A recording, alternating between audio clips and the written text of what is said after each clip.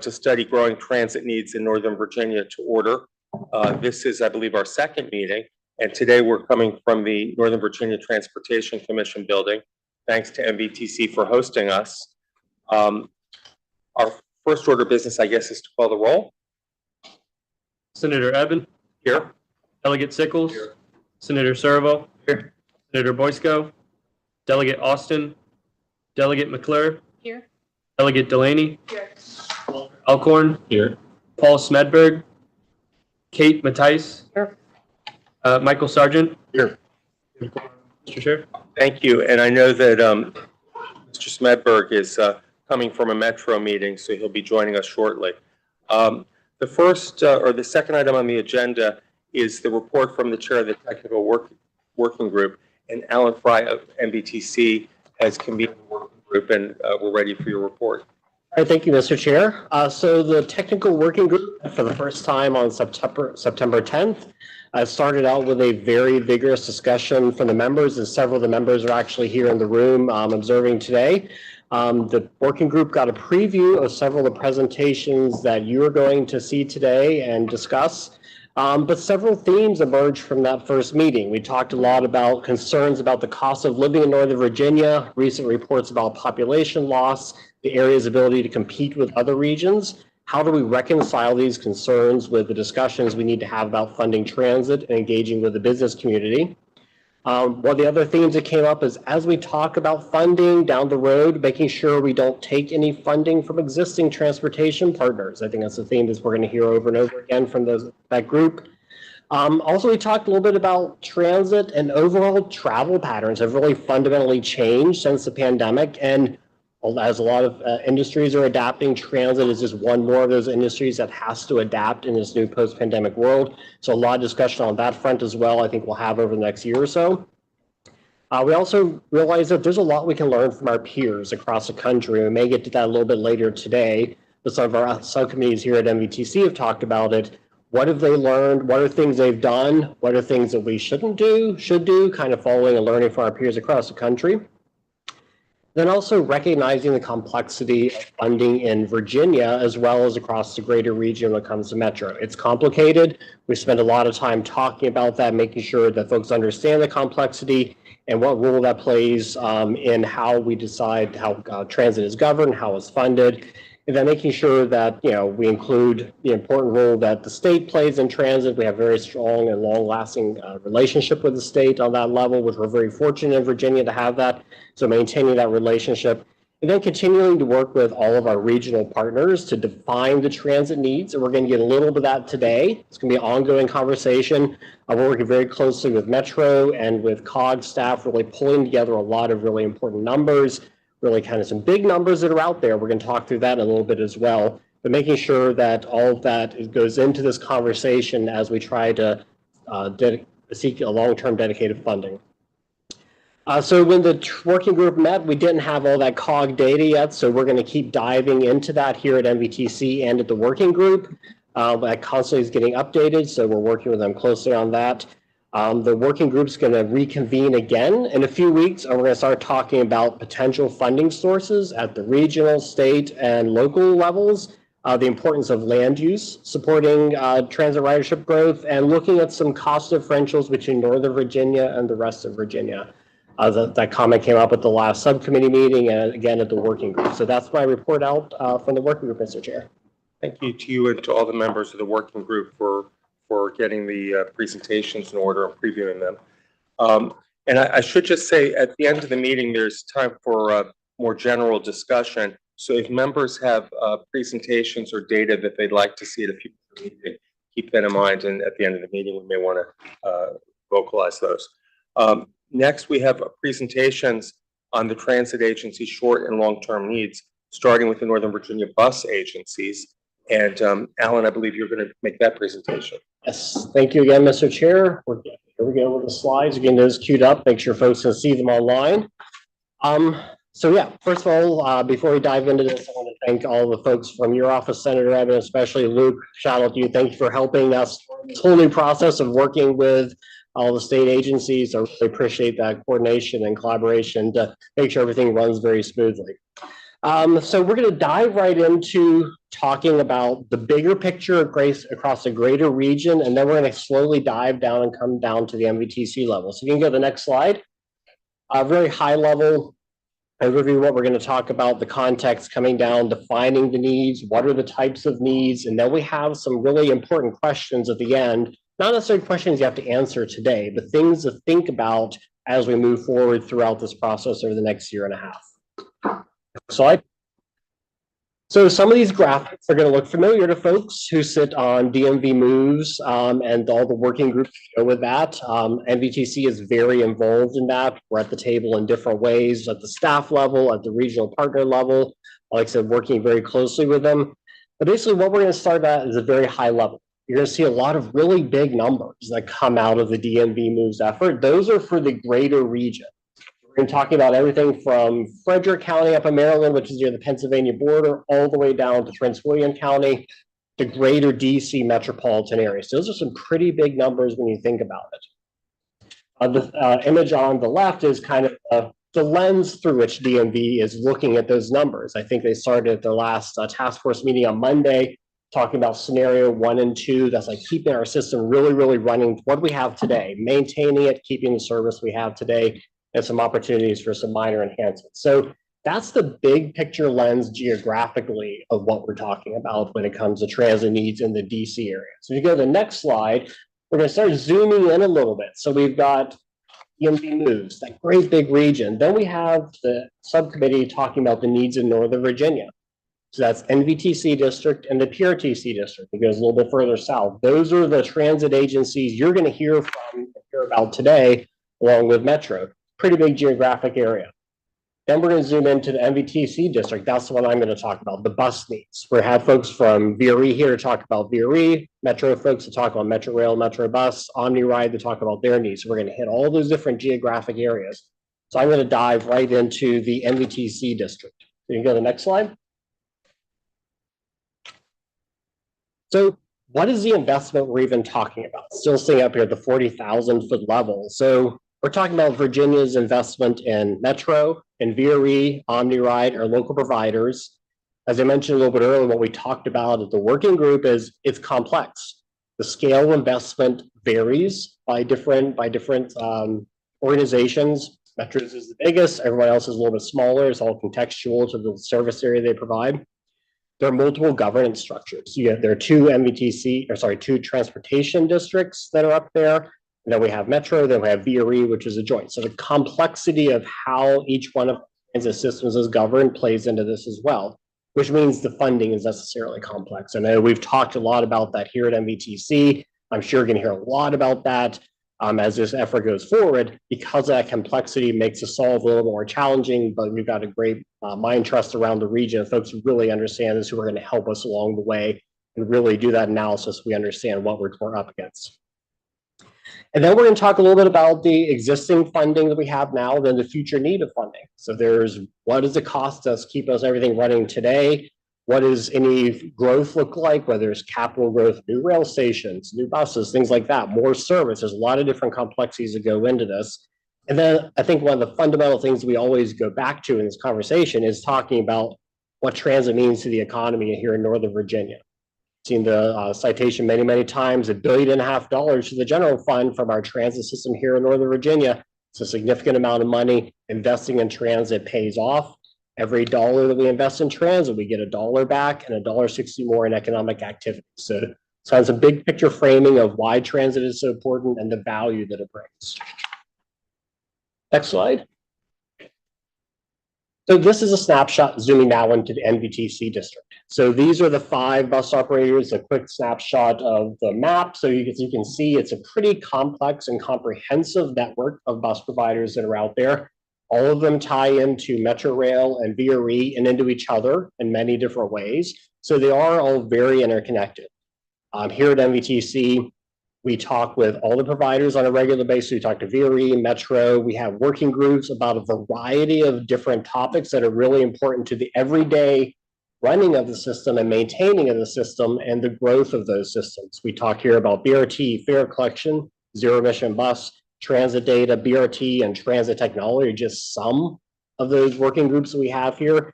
and that the authority as well has some work groups over there as well. We talk with them all the time. So everybody here in Northern Virginia talks a lot, and you'll hear a lot of those themes about communication and collaboration between DMV moves and here as well. Slide.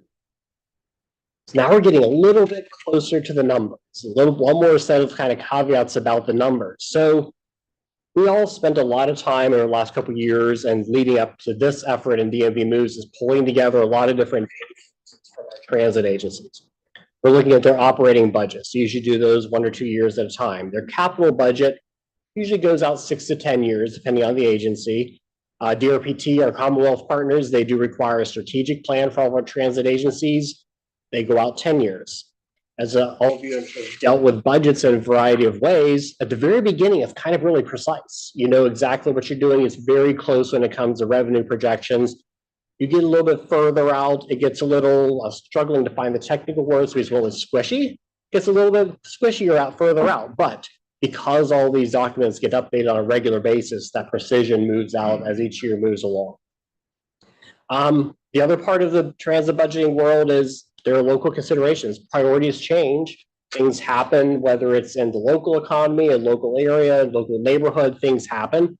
Priorities may change at any district level or at a community level. Sometimes projects accelerate. Wow, we got a great grant from the federal government or for some other opportunity, you're able to accelerate a project, which kind of moves things around. Then, or things may get delayed or canceled because we've seen that happen with transportation projects as well. That's just the reality of what's there. So needless to say, all these numbers are constantly in flux, and there is a great team around the region that's constantly working on keeping those numbers as precise as we can as we inform all of you of what the needs are. And then there's some of the economic trends. I don't need to talk about a whole lot of these, but things happen. There are real estate trends at the local level that impact how much money is coming into, let's say, Fairfax County in any given year. At the state level, revenue projections, nationally, supply chains, inflation, things that are beyond any transit agency or any local government's control, those all have a ripple effect down into each transit agency's day-to-day. And then there's some challenges we're dealing with in the transit industry itself. The loss of a couple of manufacturers over the last couple of years, leading to delays in getting equipment and getting new buses and getting quotes. So all these challenges folks are dealing with on a day-to-day basis, which directly affects them putting together the number, them putting together their needs, and being able to explain what their needs are. Next slide. This is just a 101, I think, I saw from the last time we met. What are we buying when it comes to looking at the operating and capital budget? We're buying buses, we're just facilities, we're putting technology out there. But the biggest thing we can't remember is our workforce. The workforce is 70 to 75% of an operating budget in a transit agency. We need folks who can get out there, maintain our buses, maintain our trains, operate them, drive them, manage the stations, all that. So really, really important part of that. It's a big number. As we talked about a little bit earlier, we have binding agreements sometimes with them, collective bargaining agreements, labor agreements that drive some of those costs. But without that workforce, transit doesn't operate. Next slide. Now we get to come to some of the numbers. So as we talked about, we're going to see some really, really, really big numbers that come out of DMV moves. The numbers you're about to see on the next couple of slides are a subset of that. So it's not going to be a third, a third, a third. The temptations to do that a lot of times when it comes to budgeting. It's not a third, a third, a third, because what we're working on over here in Virginia is a little bit different than what Maryland and DC are doing. So first of the really big numbers, this is a little bit, one more framing. This is the next 10 years. This is what our agencies, our bus agencies are projecting their state of good repair expenses are going to be in the next 10 years. So what is state of good repair? It's a very fundamental element of transit. We hear about it a lot, especially in Metro, but all of our agencies deal with that. It's repairing the systems we have, keeping our buses maintained and operated, maintaining facilities. Each one of you have a bus facility within your jurisdiction, maintaining that, make sure it's working. Keeping it safe and reliable. I think that's one of the biggest things that really fundamentally comes down to. This is what keeps our transit system safe, reliable, and able to get out there every day and provide the necessary service that they do. So this is a pretty big number, $847 million of expenses that our transit agencies are projecting over the next 10 years. Next slide. We go into capital expansion. Now, this is that growth opportunity we talked a little bit about earlier. The more we invest into transit, the more we get back for our greater economy. So we're looking at approximately 1.8 billion. There's some really big projects that are floating out there right now that people are working on. A lot of staff in this room are working on as well. Arlington is a pretty big number there. They're working on transitioning their fleets to zero emission buses, helping with the region's climate goals, adding second entrances to metro stations. Dash is doing the same thing with they're expanding one of their facilities right now, electrifying their fleet. There's also Richmond Highway BRT, a really big transformational project in Fairfax County along US 1, really reinventing that entire corridor. And then also there's Metroway in Alexandria and Arlington that's also being expanded. Some funding came for that with the Amazon win for Northern Virginia. Route 7 BRT, Duke Street and West End BRT in Alexandria. So a lot of really important big projects you're going to see over the next 10 years that are really out there. They're going to be transformational for all of our transit agencies here in Northern Virginia. Next slide. And operations. Again, 10 years, next 10 years worth of expenses. A big part of this, again, is the salaries and wages for staff, making sure that all of the agreements that each of our respective organizations has come into with union labor is kept to those and those expenses going forward. $2.8 billion. Some of the drivers, again, the collective bargaining agreements, inflation, and then general cost increases. Every single transit agency has contracts, multi-year contracts for technology, for maintenance, other things. Those all go up over time that are built into the contract. And these are, again, like all these are all subject to change over time, and folks update these types of information every single year. So some really big numbers. Again, this is a subset of the greater region, but this is 10 years of expenses on capital expansion, state of repair, and operating. So these are the kind of numbers that we're looking at when it comes to the transit needs. And one thing I'll touch on again a little bit later is also we have the needs, the expenses. Right now, there are some existing great programs that are out there. All of our jurisdictions have access to different pots of money at the local level, regional level, et cetera. So that's the next part of our analysis. This is talking about what those expenses are. And it's like, what do we have today? And then what's the difference of what we can solve? So next slide. I think we actually talked a little bit about some of this already, about the coordination. That conversation came up at the working group. It came up at DMV Moves. This is just another list of examples of a lot of different ways that we are collaborating. It's not just within Northern Virginia. We talk with our partners across the rest of the state. DRPT is very helpful in facilitating those conversations across the entire Commonwealth with all of our partners there. Also, we talk to folks in Maryland and DC as well, because they have their own experiences and their own lessons learned that we can learn from them as we move forward. Next slide. So we have a lot of homework to do after this. This is the first of many conversations we're going to have about transit needs here in Northern Virginia. We've heard a lot about it here. We'll hear more about it at the work that METC does to our committees there. Like I said, this is a subset. We have our expenses. We have some homework to do on all the various existing funding sources we already have in place. And then the big question is, what is that delta? What does that need to keep us going, keep our systems safe, keep the same level of service we have there as ridership continues to grow? I think you're going to hear a lot about ridership later today. So as we move forward, I've got some kind of rhetorical questions for you to think about and consider as we're all engaged in all these different discussions across the region. So what is the vision for transit in the greater DC area? DMV Moves is tackling that. What is a great vision for transit in Northern Virginia? I think that's collectively represented by folks here and then by all of our local officials across MVTC and PRTC. What is the investment that we need to maintain, sustain, and grow transit? That's a fundamental part of this entire effort.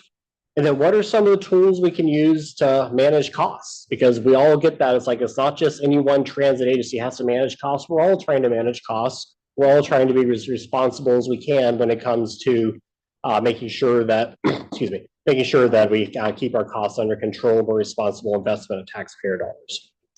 So that's a lot of information to throw at you. Hopefully, if you have any questions, I'm happy to answer them now, or Senator Evan, how would you? We do have a few questions. Sure. First one from Senator Sturgill. I brought this up at the DMV Moves meeting the other day. When I was a kid, we had one bus system, Metro. In the 1980s, and save money and control things themselves, and now we have 8 bus agencies operating. Not clear to me how it's not more efficient to operate as one system, like major other big metropolitan area capitals. Like whenever I go to anywhere else to travel, I get a transit ticket. I get one ticket.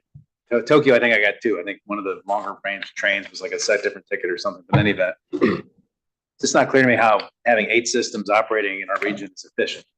I'm not clear why there's not a conversation going on about it. Maybe another way to achieve better efficiencies might be to try to what we did in the 1950s and 60s when WMATA basically condemned all the different transit bus systems that were operating in the DMV and put them under one umbrella because there were.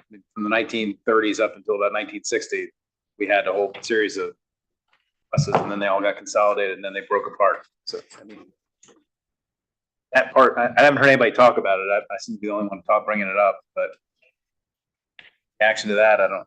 It's not something we're explicitly looking at here. I know that we've had similar conversations at MTC. Mr. Alcorn is nodding his head as well about, I'll let you speak first. Is there anything you want to say to that? Yeah, we actually have talked about it at NBTC, at least in some of the committee discussions. And frankly, that could go either way in terms of getting efficiency. I mean, it could be that, WMATA maybe could take it all, take all the local systems, or the other way, it could go the other way as well. Maybe the local systems take the moderates so there has been discussion. I think, frankly, for efficiency purposes, I think it's a valid thing for exploration at some point by somebody, because I've heard both things. I've heard, well, actually, if WMATA ran all the buses, it would be cheaper. And then I've heard if the local systems ran all the buses, it would be cheaper. I'm not sure, how that comes out. And frankly, one of the things, the WMATA system for buses in Northern Virginia has been there a long time. I know in the part of Fairfax County I represent, there basically weren't people there whenever the bus system was created. So the Fairfax connector basically was created to serve some of those newer areas. So you do see the WMATA service, and it's 40% of the county bus service in Fairfax County is WMATA. Tends to be in some of the more established legacy areas. So I'm open to the discussion, personally. Can I ask Supervisor Alcorn, the Metro buses that do run in Fairfax County, does Fairfax County make an extra contribution to Metro for that, or is that just? Yes, and actually has been a lot of discussion. We may hear about it later about the subsidy formula. It's not exactly clear cause and effect. More service, more subsidy; less service, less subsidy.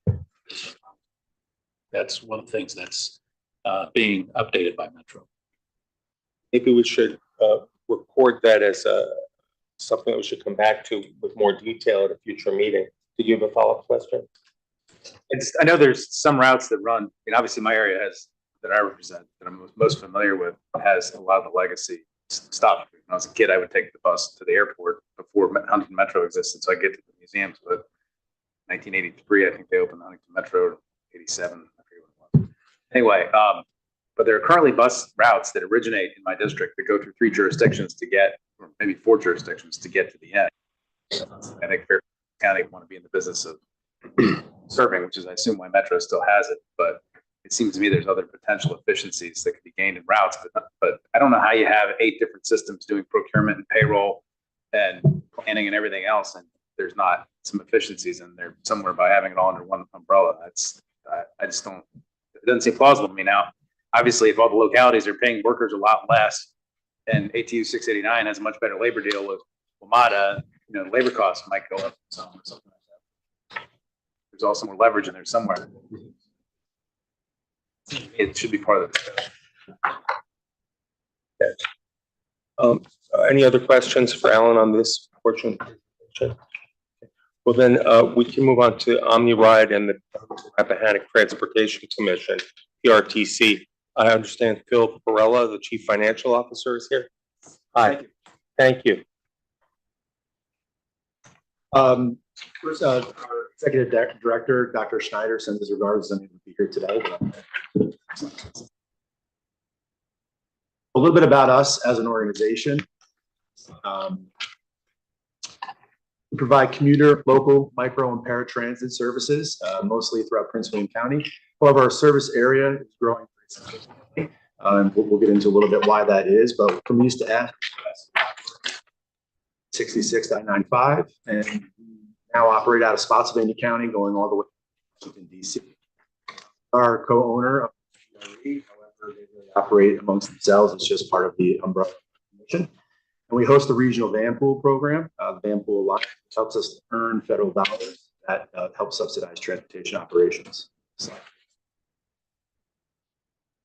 So our funding overview and our most pressing issue is, first of all, our local funding is a discretionary allocation of the state motor fuels tax. That tax is flattening, so the ability for the local municipalities to use that as the sole source of jurisdictional funding is becoming a challenge. In fiscal 25, which is the current fiscal year, they've had to provide other fund sources to balance the budget. And those funds are also used to help capital grant matches, which is a significant investment for us. State funding is another significant revenue source for us.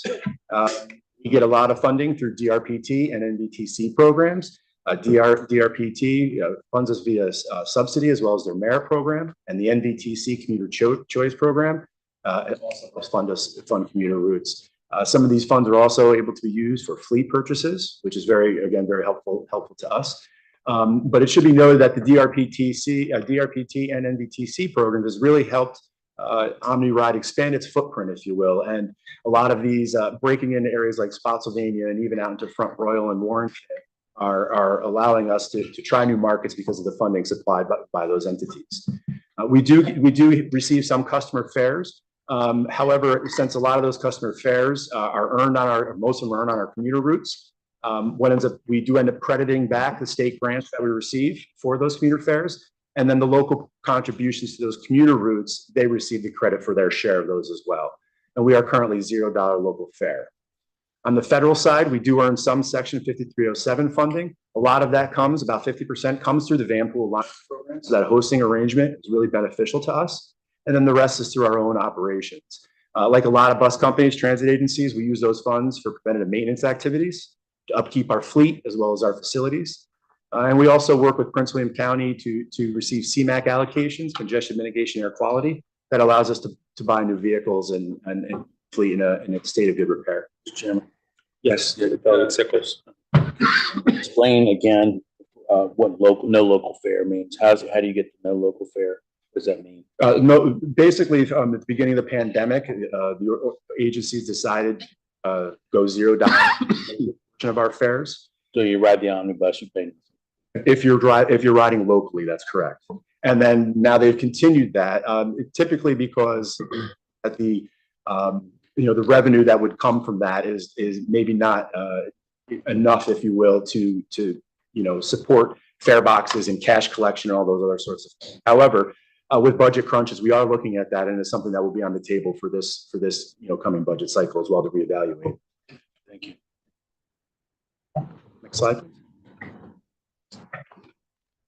And very briefly, we're about a $66 million operating budget, $15 million capital, roughly $80 million growing. As you can imagine, a lot of our capital needs are related to fleet replacement, as well as some facility upkeep. We have one much newer facility in Manassas, but we do have an aging facility on the other side of 25 years old that is continuing to need more investment. And so we're continuing to put work into that where necessary. But as discussed before, our operating budget is at 70-75% range of people, basically, and the costs and benefits related to that. And that's all I have, unless there's any questions. Yes. Did you say how many cars you're keeping off the road with the bus fleets? Or is there any? I apologize, I don't have that number, but I could certainly follow up with that, sir. Okay, thank you. That would be helpful. Any other questions? Okay, we can now move on then to. Center, I was just gonna, Yes. possibly, Mr. Chair. just for the group to understand the difference between local bus and commuter bus, because I know that's a distinct goal within OmniRide, just so the group understands the two different service types. Sure. Local buses really within Prince William County, bringing people throughout into jobs, medical sorts of things, education within Prince William County itself. The commuter bus service is really to take people from Prince William County area into areas north for Thank you for this point. We now are going to move on to Railway Express, VRE. Mark Schofield, the Chief Financial Officer, is here. Good afternoon, committee members. I'd like to give you a little bit of background on VRE and how we've arrived at the position we're in currently. Dive into the numbers. So next slide, please. VRE was really created as almost an experiment back in the late 80s and early 90s to say, you know, how can we get workers into the downtown core? How can we provide extra capacity in the I-95 and I-66 corridors? And it really was an experiment. We cobbled together rail cars from different providers, all that kind of thing, and it worked. And so as we've grown over the years, we've expanded our capacity in three different ways.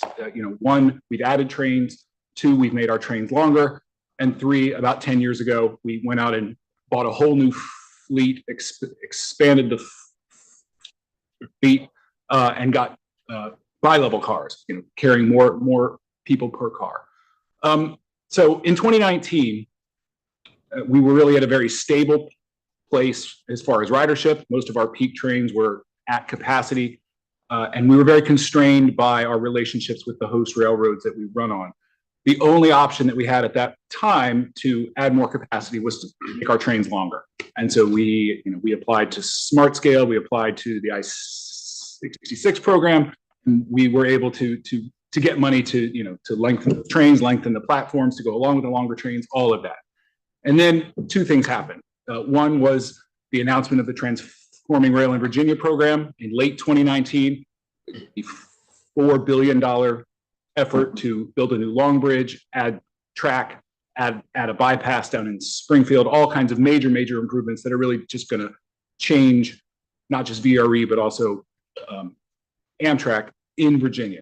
Really great. And then we all know what happened in 2020, the pandemic, VRE in particular, having a market that is primarily, white collar office employees, a total change in our ridership market. So we are in a position, we don't need to provide longer trains. We need to provide more trains in different times of day, whether that's off peak, reverse, weekends, whatever. And that is not a thing that's going to happen quickly, but that is where we are. We have to go from being a commuter railroad to really being a regional railroad. Next slide, please. I mentioned TRV. I also want to mention the recent purchase by VPRA, Virginia Passenger Rail Authority, of the Manassas line, which is the other line that we operate on. I think it's really a credit to the Commonwealth, both the previous administration and this one, that, when TRV was announced and then the pandemic hit, it would have been very easy to say, I'm not sure we're going to do this. But this really was a generational kind of an opportunity. And the Commonwealth has really plowed ahead, and that is going to be to VRE's real long-term benefit. So all those capital projects I mentioned, and ultimately being separate the passenger rail and the freight rail in the 95 corridor, and then the Manassas line doing that same thing to the west. Also offering us the potential to have a new midday storage location in Alexandria rather than downtown in DC. So between now and the completion of Long Bridge, let's call that early 2030s, we have some opportunities to introduce weekends, to improve our schedule, maybe to add a few trains here and there. But after Long Bridge, there is the potential for VRE to have an entirely new service concept, not just to get workers into their offices, but to get kids and their parents to activities, to get retired people where they need to go, to get people to take reverse trips, all the different kinds of things that people need in the region. Next slide, please. Thank you. I don't want to spend too long on expenses, but just to give you an idea of where the money goes. So our current year operating budget is $118 million. More than half of that, if you start at 12 o'clock and go down, around the clock, are the access fees and the midday storage that we have to pay to the hosts that we operate on. And then the other big chunk down there at the bottom is our train operations and maintenance contract with Keolis. If you keep going around the clock, things like debt, things like diesel, things like insurance, which is really becoming a big issue for us. We have a lot of big chunky costs in order to deliver VRE. Next slide, please. Before we move on to the next. Yes, slide, sir. can I ask, is the train operations and maintenance include the labor cost? Yes, that is the cost of the operators. I'm sorry, the conductors, the engineers, maintainers. Yeah. Thank you.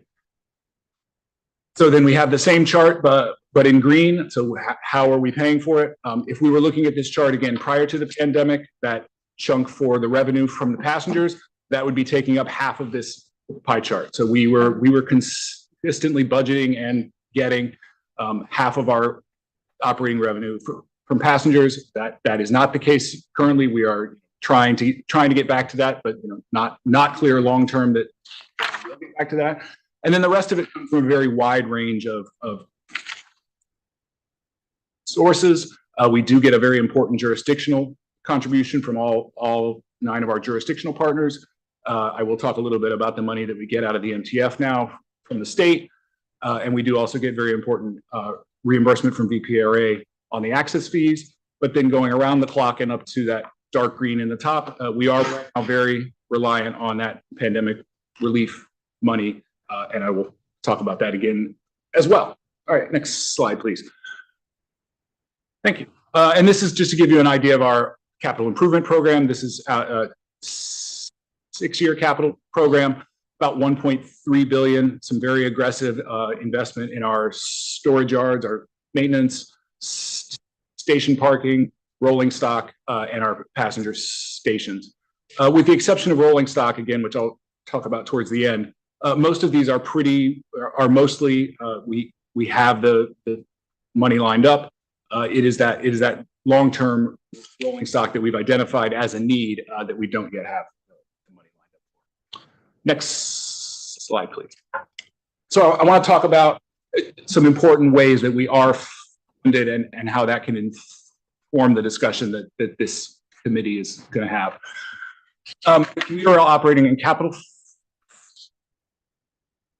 fund. The CROC was created in 2018 and is dedicated to commuter rail. We are the only commuter rail operator in Virginia. This has very few strings attached to it, which is really good for VRE. We can use it for operations, we can use it for capital, and we can and have used it as the backing on a debt issuance. I think it's important to think about sort of 2 things. The CROC is a vehicle, and then we choose different revenues to put into that vehicle. So we currently get 15 million per year, and there is no escalation on that, from the regional gas taxes collected in the NBTC and the PRTC region. But of course, it is possible that you could change what you put into the CROC. We have chosen for the first 3 years to program the monies to particular key capital projects. And then in our agreements with VPRA as a part of TRV, our next 10 years after that have totally been committed. Again, partly through the debt issuance, we assisted VPRA in the purchase of the right-of-way from CSX. And then we are making a cash or pay-go commitment each year to assist with the Long Bridge project. Next slide. State. This has changed actually very recently. We previously, along with all the bus operators in the Commonwealth, were a part of the merit program with DRPT. And everybody worked their best, but it was challenging to come up with ways to measure VRE against a bunch of bus operators. It was kind of a square peg, round hole kind of thing. And so we, starting in this year, we are now out of the merit program, and we receive up to 3.5% of MTF. And that goes not just to the operations, but also to the capital that we use to match like the FTA grants that we get. We are not guaranteed to get the 3.5. We have to submit various performance measures to DRPT, and then they make a recommendation to the CTB. That is currently at about $16 million a year. The MTF, of course, is not growing terribly quickly, so that, that amount grows only a little bit year to year. And as I mentioned earlier, we do also get reimbursement on those track access charges from BPRA. That is not, I wouldn't call that dedicated. That is just an agreement that we have that gets renewed each year. Mr. Chairman, Yes, Delegate Sickles. tell us where the rail authority is getting their money to give to the. They're using various state revenue sources that they get from a couple different pots. I don't have the names of those. I could. Maybe Mr. Sargent would like to. I can't speak to exactly where they're drawing down that one, but they get there's a Commonwealth Rail Fund. RA gets lion's share of that, over 90%. That's part of the overall transportation flow of funds. How old is, you said the funds in the last 10 years, or is that? Yes, sir. I believe those were created in the 2020 omnibus. So, yeah. When we created BPRA. Yes, sir. Oh. Can I ask you, mind if I ask you? Please follow up. Do you think that we're paying too much to CSX and Norfolk Southern? Have you looked at it compared to other regions, since they got us, by the short hairs? We can take a look at that. I don't know off the top of my head, but I know that the variability certainly was a concern, as inflation plus the railroads just operating their own businesses, charging those to our trains. That was having certainty over the long term is definitely an asset. They're in a good negotiating position. Oh, Right. and just to speak to, DPRA's purchase that they just closed on the Manassas line, now we're out of that business with Norfolk Southern, so that's good. Thank you, sir. Next slide, please. We do get a lot of important jurisdictional support from the 9 jurisdictions that make up VRE. That jurisdictional contribution gets allocated roughly by ridership. A chunk of it goes into the operating budget, and then a chunk of it is used for the necessary local capital match. Some of our jurisdictions do use their regional gas taxes, while others do use their general funds. We were, prior to the pandemic, we were in a nice place where we were sort of doing fare increases one year and then increases to the jurisdictional contribution the next year. That, we all could kind of live with that. We turned off both of those during the pandemic and are now trying to turn them back on. And we're just in a much different place. We were able to use some of the pandemic money in that sort of 22, 23, 24 period to give the jurisdictions relief. We're back up to the level in 25 where we were in 21. And that's an ongoing discussion with them about, how much can they give to VRE when they do have these other needs, be it, schools or parks or whatever else. I think on the one hand, they understand that they are leveraging a relatively modest investment into a much larger delivery of transit. But as we look ahead at all the increases that we want to do, we want to take advantage of everything that the Commonwealth is doing in TRV and the purchase of the Manassas line. But the jurisdiction are not going to be able to bear the entire projected cost of the things that we want to do. Next slide, please. Just to update this group on where VRE is with respect to the pandemic, the 3 main tranches of relief. We have drawn all of our CARES Act money. We are about halfway through the Rescue Plan Act money, and we have not drawn on the CRIF yet. Relative to how large we are, it wasn't through any skill on my part. We were just relatively lucky in how much money we got. We still do have a cliff. It's just a little bit further out. We're still projecting for approximately 2028 to utilize all of that pandemic. Next slide, please. So looking ahead at our needs, both operating capital. I sort of live with cognitive dissonance because the near term is tough and the long term looks great. So how do we try to get from here to there?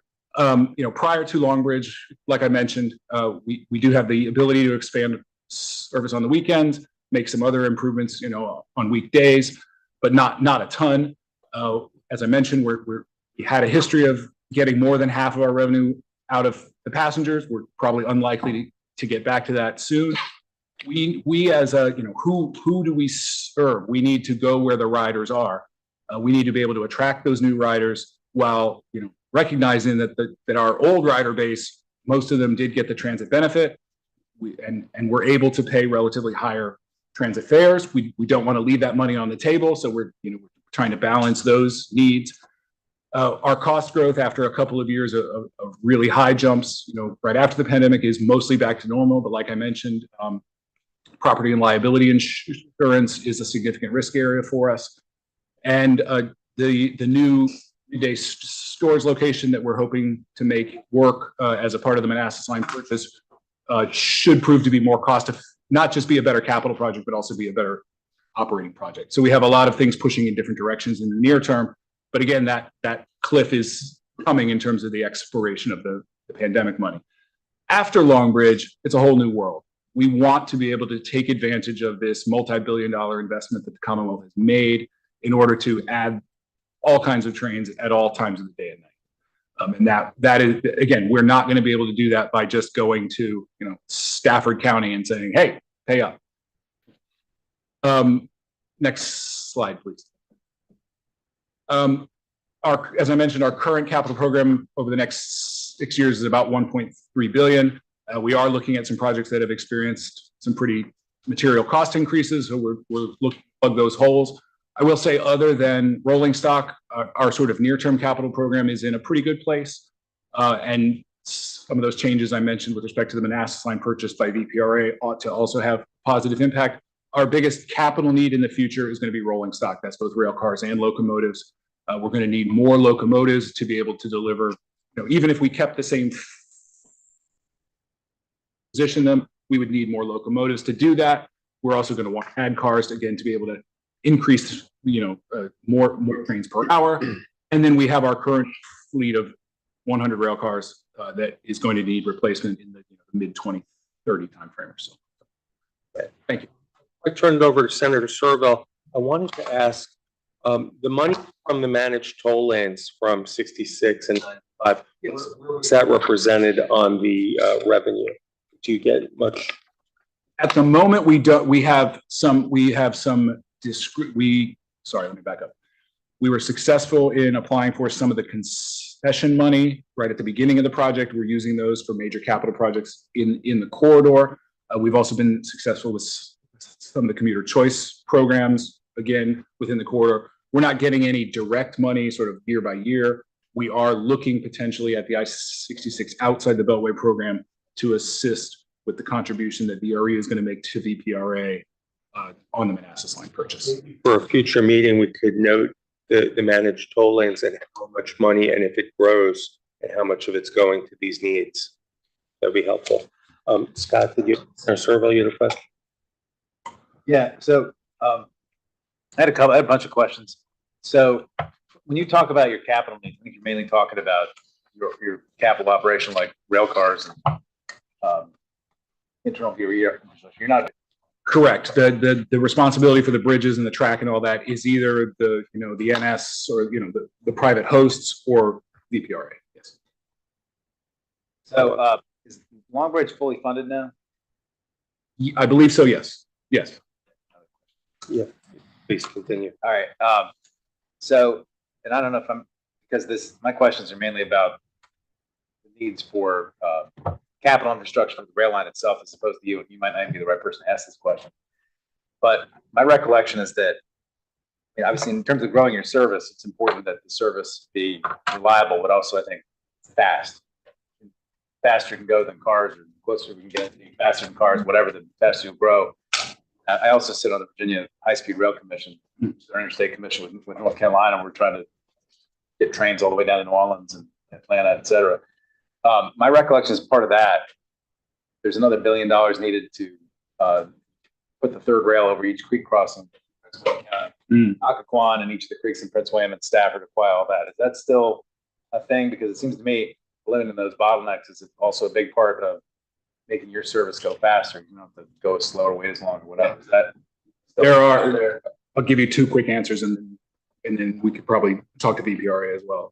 There are definitely investments that VPRA is going to be making in the third track all throughout that corridor, all throughout our service area. It's not going to have 3 tracks all the way from beginning to end, but they're going to have to be areas where there will be 3.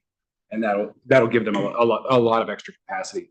I think for VRE, our primary issue right now is reliability as opposed to an increase in top speed. Our biggest issue for customers is when we get behind a freight train, when we get stuck at Union Station behind the Amtrak train, if we can, between our investments and their investments, if we can get us out of that, that will give people the reliability I think that they need to be able to choose VRE more than just a couple mile an hour top speed increase. Okay, I'm just, so I'm just trying to get a sense of the big capital needs, because I know, for example, one of the projects, I can't remember if Doug Sickles was involved in it or not, was the new bridge over CSX bridge, whatever, CSX, VRS, VRE bridge, whatever, over Route 1, down there, I-95. That's not funded yet. Yeah, well, it was funded at one point, then the money got taken and put towards the Springfield bypass, I guess, and the stuff's been rejiggered. There's another one, the Tackleton, right? Right. Well, anyways, there's a whole bunch of those, the ones I get questions about, because the ones in my district, people have to drive their cars from, there's safety issues. Yeah. Right. The neighborhood doesn't like it now. Okay. Wait for your letters. All right. But anyway, I'm trying to understand, like, in terms of the decisions we got to make in Richmond, in terms of coming up with money for capital and stuff, if there's any sense of like how far behind we are on all that money we might need to come up with, to sort of finish building out the pipeline for you all to put your trains on so that you can maximize your service in a way. In addition to, I know Long Bridge is the big choke point, that once that's open, Katie bar the gate, but there's all this other stuff that I think can affect things. Would it be possible to try to pull that together and bring that to you at the next meeting, perhaps? Or okay, all right, because I think there's some big numbers in there. There are, yeah. That's what's so exciting about it. We got to go get it, Scott. Yeah. Our job. All right. Okay. Were there any other questions then? Yes, Mr. Chair. Yes. So on the attracting new riders, do you have any kind of plans in place, and will there be any associated costs that you anticipate with trying to get the word out and attract these new riders? Sure. So the first two things that we've done is this year, or for this year's budget, we said all kids 18 and under can ride for free, trying to get more families to be able to ride, have it be an option for them. We also have budgeted in this year to begin this Saturday train service. We have not been able to start that yet. We're hoping to kick that off in the spring of this year. But that's us really beginning to transform into something new. And there really does need to be more marketing to go along with that, reaching. I think there are a lot of people who only kind of know about VRE. There are a lot of new people who moved to the region who have no idea about VRE. And so we've been ramping up our investment in that as well. Thank you for the presentation. Were there any other questions? Thank you. Thank you. Okay, next on the agenda, we're going to hear from WMATA, an update including cost containment strategies and opportunities. And I believe we have two presenters, Tom Webster and Yetunde Olumide. Did I say it right? Yetunde Olumide. Thank you. You got it right. On the financial and performance trends in the regions. Oh, I'm sorry. No, the cost containment strategies and opportunities. Good afternoon. My name is Yetunde Olumide. I'm the Executive Vice President and Chief Financial Officer at the Washington Metro. I'm joined today by Tom Webster, Executive Vice President and Chief Planning and Performance. Today, we'll provide a brief financial and performance update, as well as discuss two potential transit system and funding scenarios for our region. In April of 2024, WMATA's Board of Directors approved a combined operating and capital budget of $5 billion. This budget addressed WMATA's looming operating deficits with additional contributions from our jurisdictions, allowing us to avoid draconian service cuts that would have decimated the region. Through this budget, we were able to maintain most service at FY24 levels, with only modest fare increases focused on optimizing service within available funding. Next slide, please. Thank you. Again, your Chief Planning Performance Officer at Metro. Just briefly here, we recently completed a benefits of impacts of transit investment study, looking at the whole region and transit's benefits to our residents, communities, and the region as a whole. I'm happy to provide this to the detailed report to the subcommittee. Wanted to highlight here considerable impacts on, of course, the economy, the environment, avoided car trips, avoided parking, and avoided road construction costs as a result of transit's presence here in our region. And this is again for the whole region, the whole DC region. This parallels many of the findings from NBTC's work, more focused on Virginia. Moving to the next slide. WMATA's operating budget supports the Metro Rail, Metro Bus, and Metro Access services that are vital to our region. Our FY25 operating budget totals about $2.3 billion and is funded through jurisdictional subsidies, passenger and non-passenger revenues, as well as the remainder of our federal relief funding.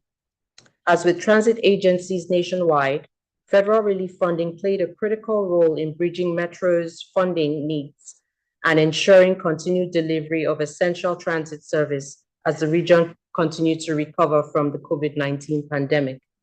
Metro will exhaust the remaining of the ARPA funding in FY25. Metro continues aggressive management of expenses by identifying administrative and operational efficiencies.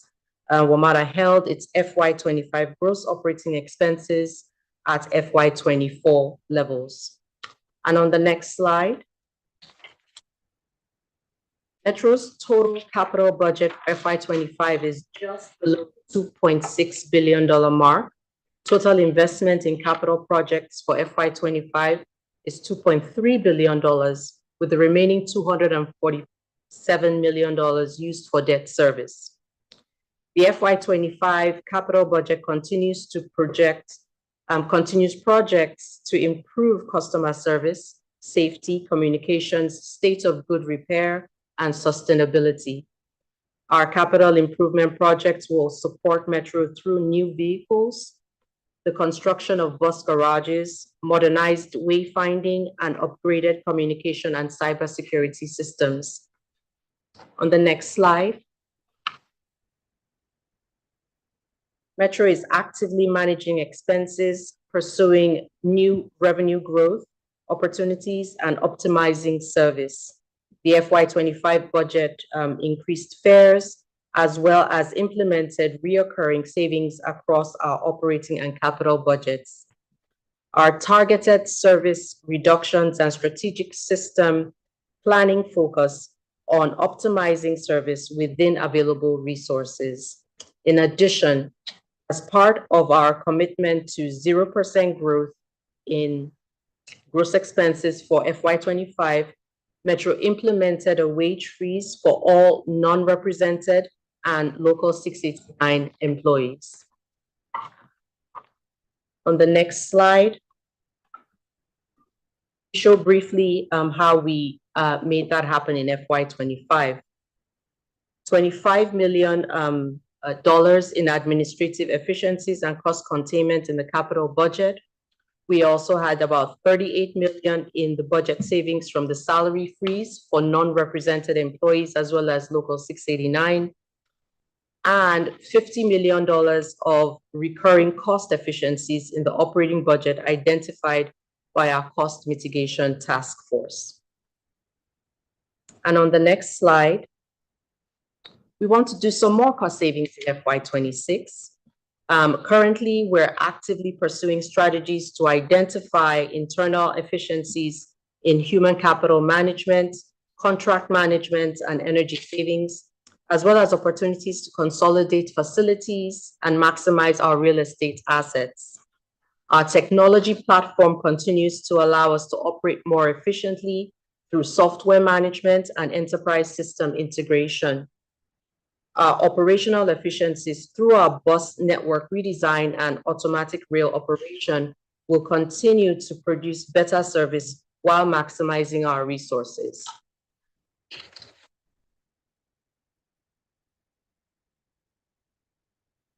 So like most transit agencies across the country and in our region, Metro Rail, Metro Bus had a pretty significant drop off in ridership when the pandemic hit. Bus recovered more quickly than rail, but very pleased to report and share here. I think what many of you know, we've had 42 consecutive months of year-over-year ridership growth on both combined with Metro Rail and Metro Bus. We are in fact leading the nation now in Metro Bus ridership recovery. In recent months, we've actually exceeded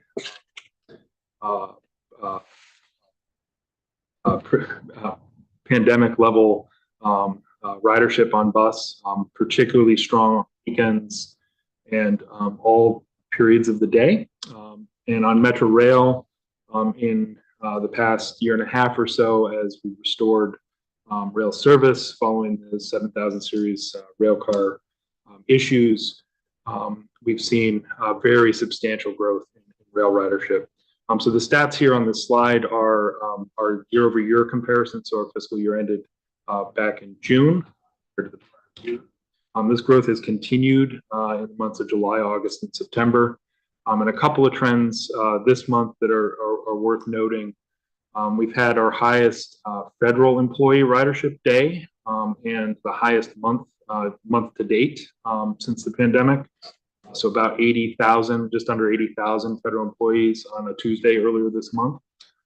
We've had 6 of our highest AM peak period ridership days, which again is a very good indicator as that's typically the commute period for office workers. Why did this happen? Of course, there's a lot of factors, return of activity and work. But a big part of this is also that Metro and the region have adapted our service, focusing on good, frequent, reliable service all day and all week on both Metro Bus and Metro Rail, picking up customers who travel in all of those time periods with a more consistent all day, all week service. Can I ask, just to restate, just to be clear, you said you're above the pre-pandemic level for bus ridership. Yes. And on rail, could you restate that? We're around 75 to 80%. So it depends on the time period you're looking at here. So in the prior in the prior fiscal year, we were overall 81% recovered to pre-pandemic, and Metro Bus was just under 100%. Metro Rail was about 64%. But for fast forwarding to the next time period here and looking at the latter half of last fiscal year and the beginning of this one, we've gained more fairly consistently month over month as we move forward. Great, thank you. Another factor on the next slide, we know the things that are most important to customers are frequent, reliable service and safety, both personal safety on the system. Very pleased to report we've had our lowest crime on the system in 5 years. And this fourth quarter, so the period from April to June, this year was down 40% compared to the period the prior year. Of course, that reflects a number of things. Metro has taken a number of actions on having special police officers on trains, increasing enforcement on both on bus and on rail. We've hired crisis intervention specialists to interact with customers and try to mitigate some of those issues. And then, of course, increased our community outreach events across the region. So, very positive trends here. One thing that is, of course, important to all of us and to our customers and potential customers. On the next slide, just focusing on, we have recently completed our retrofit of all of the just under 1,000 fare gates across the Metro Rail system, all 98 stations. Started just over a year ago. We have retrofitted the gates with higher, stronger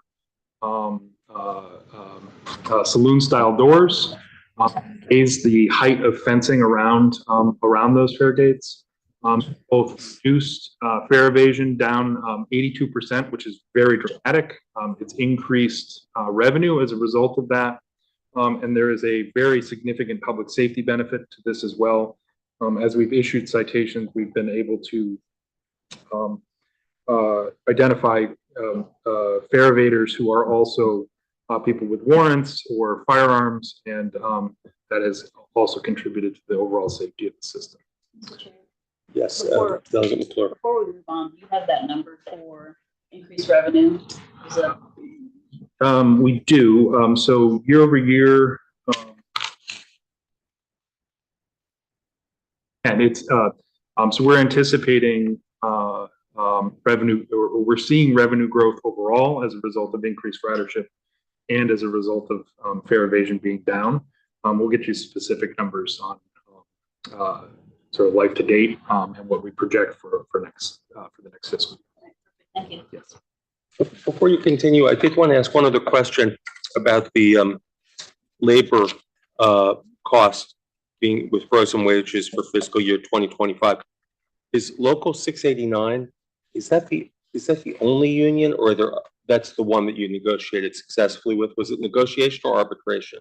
It was negotiation, so we just concluded on that negotiation for Local 689. That contract is the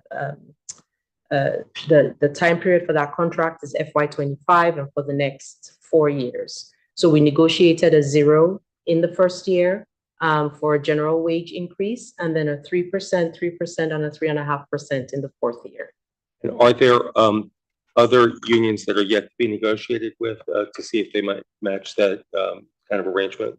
Yes, we do have historically, some of the other unions follow suit. Of 689 is the largest. We're looking at police coming up in the October timeframe, and so more to come on that. Thank you. Yes, Delegate Sickles. And you must have done some sensitivity analysis on the cost of parking. Yesterday, I'll give you another reason why, probably small reason why traffic is up, or good news is that traffic on the highways is really bad now. So I had to go to 16th and K yesterday, Huntington area. It would have taken me an hour to get there in a car. So, well, I'm going to take Metro to McPherson Square. It's $5.50 each way, but I had to pay $5 or something to park in the garage, which is empty. I mean, it's a big garage. You got 3 garages. One of them you shut down. It's ugly. I wish you would do something about that. Other one has other parts of it shut down, but the one big one that's 20 years old is maybe 20% full, 15% full. And how much of that is, how many more people might ride if they didn't have to pay another $5 to park? So I can start that. Through FY24, we were down about 16% compared to budget on our parking revenue estimates. So down roughly about $5.5 million.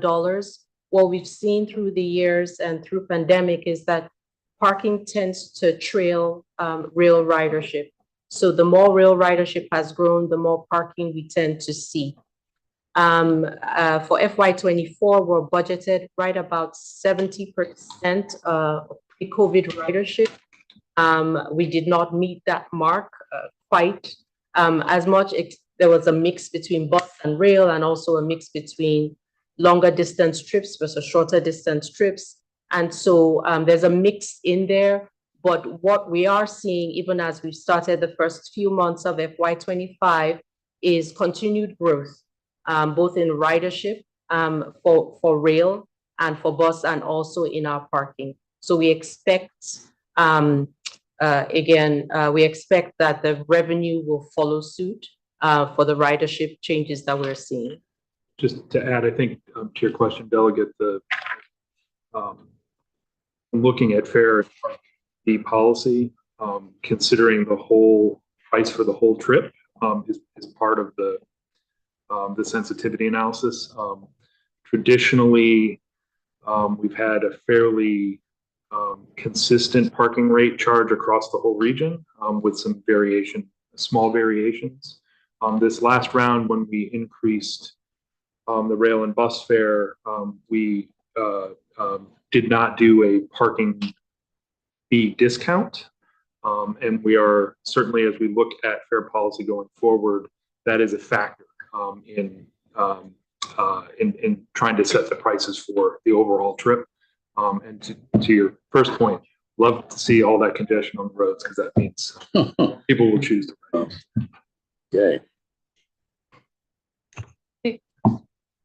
The next slide, start to look at the structural operating deficit. So as mentioned earlier, Metro faced a significant operating deficit, which had been previously mitigated through federal relief funding. With the completion of the federal relief funding, the FY25 budget faced a $750 million deficit. Through collaboration with our jurisdictional partners, FY25 approved budget addressed immediate funding shortfalls to present a fiscally responsible budget. Our jurisdictional partners increased their FY25 and 26 contributions above the previously legislatively mandated 3% cap. This additional investment from our jurisdictional partners helped to reduce this deficit. Unfortunately, it didn't completely eliminate the deficit. WMATA continues to rely on the use of preventive maintenance transfers to the capital budget to alleviate pressure on the operating budget. On the next slide, like most of us are experiencing around the room, Metro's aggressive use of preventive maintenance transfers is placing considerable strain on the capital budget. Preventive maintenance costs for operating maintenance eligible for reimbursement from the capital budget, subject to FTA approval. The annual budget establishes the maximum amount of PM costs to be transferred from the operating budget to the capital budget. Historically, Metro has budgeted approximately $60 million, but that increased through the last few years. Over recent years, Metro has used aggressive PM transfers to relieve stress to its operating budget, while short-term maintenance activities do not change. This lever can provide relief on the operating budget. These transfers decrease capital funding for infrastructure projects and are accelerating Metro's looming capital deficit. The increased borrowing needed to fund the higher preventive maintenance transfers means that Metro now projects it will reach its debt limit in FY28, and new capital funding will be required to address ongoing system safety, renewal, and modernization projects. So on the next slide, again, many of you are familiar with the state of good repair. Our region and the federal government have made a massive investment in the fixed infrastructure, vehicles, and capital assets across the region and the metro system. With that comes really an obligation to continue to rehabilitate, replace, maintain, and modernize that. Due to lack of investment over the years and a number of other issues, Metro and the region had a very significant backlog of overdue state of good repair needs. The region's work to identify dedicated funding for Metro has produced very significant results on this, or enabled very significant results on this front. We have reduced that overdue work, that overdue maintenance, rehabilitation, and replacement work quite substantially. And just for a moment here, this red line is a net number. So as assets are used and age, they fall into potentially a backlog. So that red line representing the reduction in the backlog is both work to catch up on things that are overdue and work to prevent things from going into the backlog. That investment through dedicated funding, through PREA and other capital investments has driven down that overdue work. resulting in improved performance of the Metro Rail and Metrobus systems. And certainly that's contributed to customer satisfaction and ridership gains. On the next slide, one of the, or a couple of the significant challenges that are associated with Metro's funding here are PREA funding on the both the federal side and the match from the Virginia, Maryland, and the District of Columbia, as well as dedicated funding. We're not indexed. So PREA all the way back to 2008, 2009 has stayed at the same level, 300 million total, and dedicated funding back to 2018 at that $500 million level. So ordinary inflation would eat away at the value of that over time. And then we've had very substantial construction cost escalation during this period and all of the inflation impacts of the pandemic. So the value of that money is now about 340 million lower than it would have been had it been indexed to inflation. Capital funds, as Yetunde was mentioning earlier, have also been used for preventive maintenance, operating expense. So those funds are generally intended for rehabilitation and replacement capital work, but to fill operating budget gaps in the most recent years and now projected over the next couple, it has reduced the capacity of our capital program. What does all that mean? Essentially, we're going to run out of borrowing capacity in FY28 and have a very much smaller capital program for state of good repair, maintenance, rehabilitation, and replacement without the injection of new investment through the capital program. That in turn will lead to performance issues. We'll shift from a proactive capital program where we address issues before they're issues to a reactive one where we're chasing things and trying to fix them breaking, not the kind of situation we want to be in. And performance will decline, and eventually we will have safety concerns with assets across the system, and that sort of spirals, as you can imagine.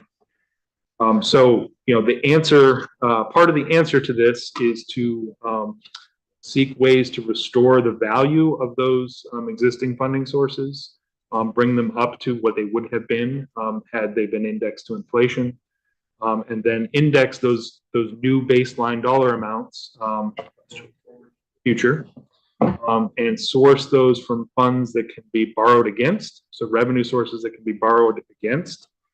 And our estimates are if we can achieve about a $340 million increase in investment and have those characteristics tied to an inflation index and bondable, we will be able to sustain the Metro State of Good Repair program for a decade or more in the future, depending on how those things are structured and exactly what the fund sources are. Yes, Mr. Sargent. Sorry, Tom, is that $340 million additional per year?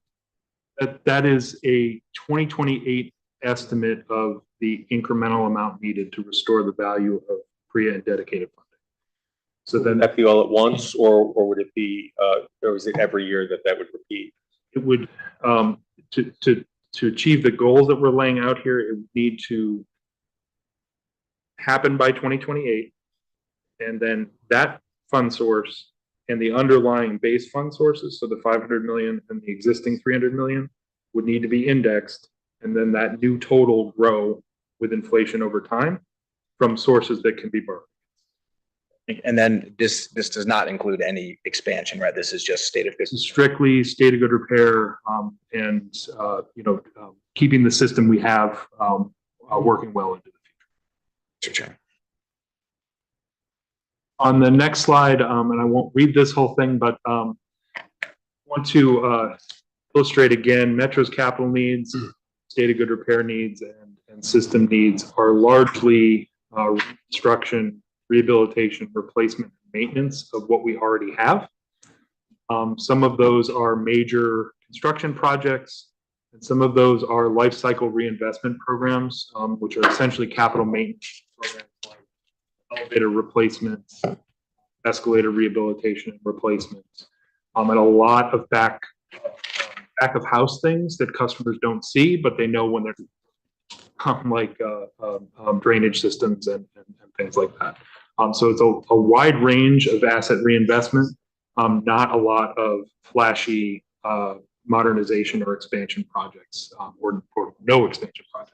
What's the status of the red line? I believe that there was some water or wiring issues in the tunnels for the red line. Have those been corrected? So we have thank you for the question. We have an ongoing forever water problem on the red line in particular, because of where and how the red line is constructed. So it's really about mitigation of water leakage, and for the committee, what water does when it interacts with electrical systems and metal and infrastructure, deteriorates and causes arcing insulators, and then of course reliability and performance issues. So the water mitigation efforts are to try to reduce the amount of water and reduce the amount of replacement and maintenance work that happens in those tunnels. So it's kind of never going to go away. Whack-a-mole, we do patching as it needs. Large scale. Elegant sickles. Is there a permanent solution for the red line that we just don't have enough money to fund? No, it is one of these life cycle things. We're going to be reinvesting in the infrastructure in the red line due to water issues for its whole. Can't be fixed. It can't be fixed forever with a permanent fix. Require, again, periodic capital. That's true of, importantly, that's true of almost all of the infrastructure and assets over different time periods. So some things last 5 years, 10 years, 50 years, but that reinvestment has to happen at some point based on the condition and the life cycle of the asset. On the next handful of slides here are related to DMV moves, and there's some overlap with some of the other presentations here today, but I did want to emphasize the task force met, I guess that was earlier this week, and heard from the advisory groups on some initial recommendations. I want to highlight here the focus on integration and the customer experience, but then also to the senator's comments earlier, the potential for cost savings and cost efficiencies in some of these areas. There's a lot more work that has to be done, and complicated things to be navigated here, but there are potential efficiencies and either revenue gains or cost reductions that could come from better coordination and collaboration across transit agencies in our region. Yes, Supervisor Alcorn. So on that one, yeah, it would be helpful if maybe Metro and NVTC could get us maybe just a summary of where there have been efficiencies on the expenditure side. There's been coordination both across Metro and, say, the local transit agencies. Maybe what's some of the potential? Of course, yes. And then the next 3 slides to Deputy Secretary's question earlier, we're really looking at this from the DMV move setting and then at Metro in this 4 scenario layout or framework. The first is what's it going to take to continue operating our existing service and maintain the region's assets, transit assets into the future. Second scenario is how do we do that plus optimize the region's transit. So we are underutilized equipment, partly due to operating challenges and other issues, but there are opportunities to grow service without acquiring new vehicles, without major new capital investment for expansion or that type of thing. So imagine improved frequency using the existing rail and bus fleets, using them at different times of day or expanding their use at different times of day, and leveraging what we already have at a relatively low incremental cost. And beyond that, opportunities to maximize service, to acquire new rail cars, new vehicles, new storage capacity. And then beyond that, potential for expansion of the system, the region's transit system, metro rail and metro bus systems. What DMV Moves has discussed so far on the next slide. Before we move to the next, Yes. I want to turn to Senator Sturvell for a question. I was gonna wait till the end. We can do it now. Oh, if you want. okay. We can do it now. My question. What's the status on core capacity? My understanding is that it's been supposed to select some kind of a preferred alternative or something like that for a long time now. Every time I ask them, I always hear it's like this fall or 3 months out or something like that. And one of the alternatives is the blue. I'm very excited about where that to be chosen. I'm just curious, what's the time frame on that? So there are a number of issues. So stepping back, we have east-west capacity and reliability and system redundancy challenges. So essentially from the Roslyn Tunnel through downtown to Stadium Armory, there's a limit on how many trains can travel through that part of the system. And therefore, there are limits on how many trains can travel on the branches of the system. We have, as a region and as Metro, been studying these issues for a very long time, and went out to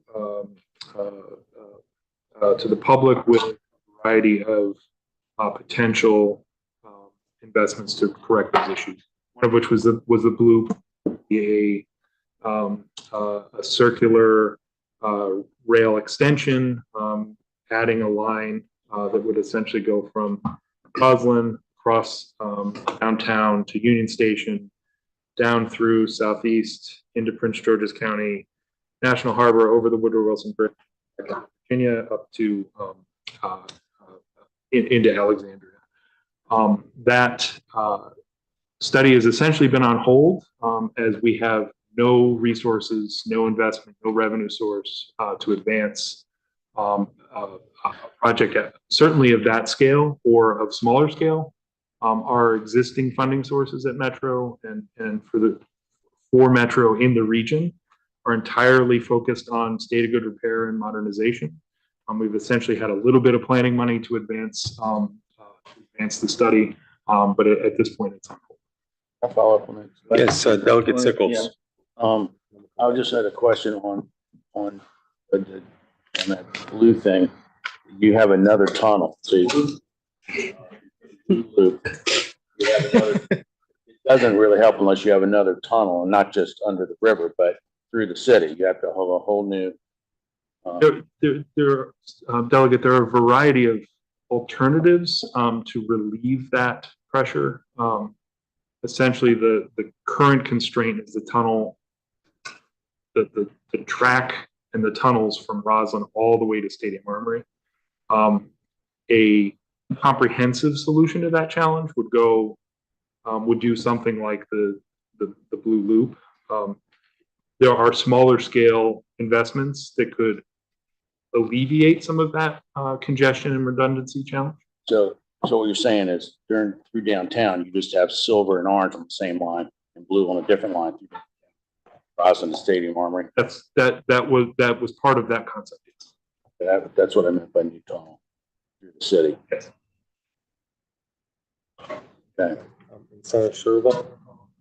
Yeah, I mean, one of the things we're talking about here, obviously, is the future and the vision of transit and all that. One of the things I'm really concerned about is the fact that VDOT is trying to cannibalize capacity on the Wilson Bridge, which originally was reserved potentially for rail. And I'm trying to preserve it for rail, keep away, not just as an option, but as something that will actually turn into rail. And so the longer we don't have a proposed preferred alternative, it's harder to have a conversation about saving the capacity on that bridge.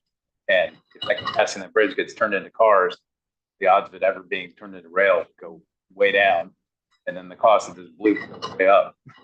So it strikes me that in terms of having a vision or strategy about it, putting off the choice of a preferred alternative potentially might make it a whole lot harder to actually accomplish it. So that's why I've been eager to try to see what the decision is. Appreciate that, Senator. I think this is one of the sort of conundrums that we have. It's difficult to advance a project beyond the concept planning stages when there is no revenue, no investment identified to bring them forward.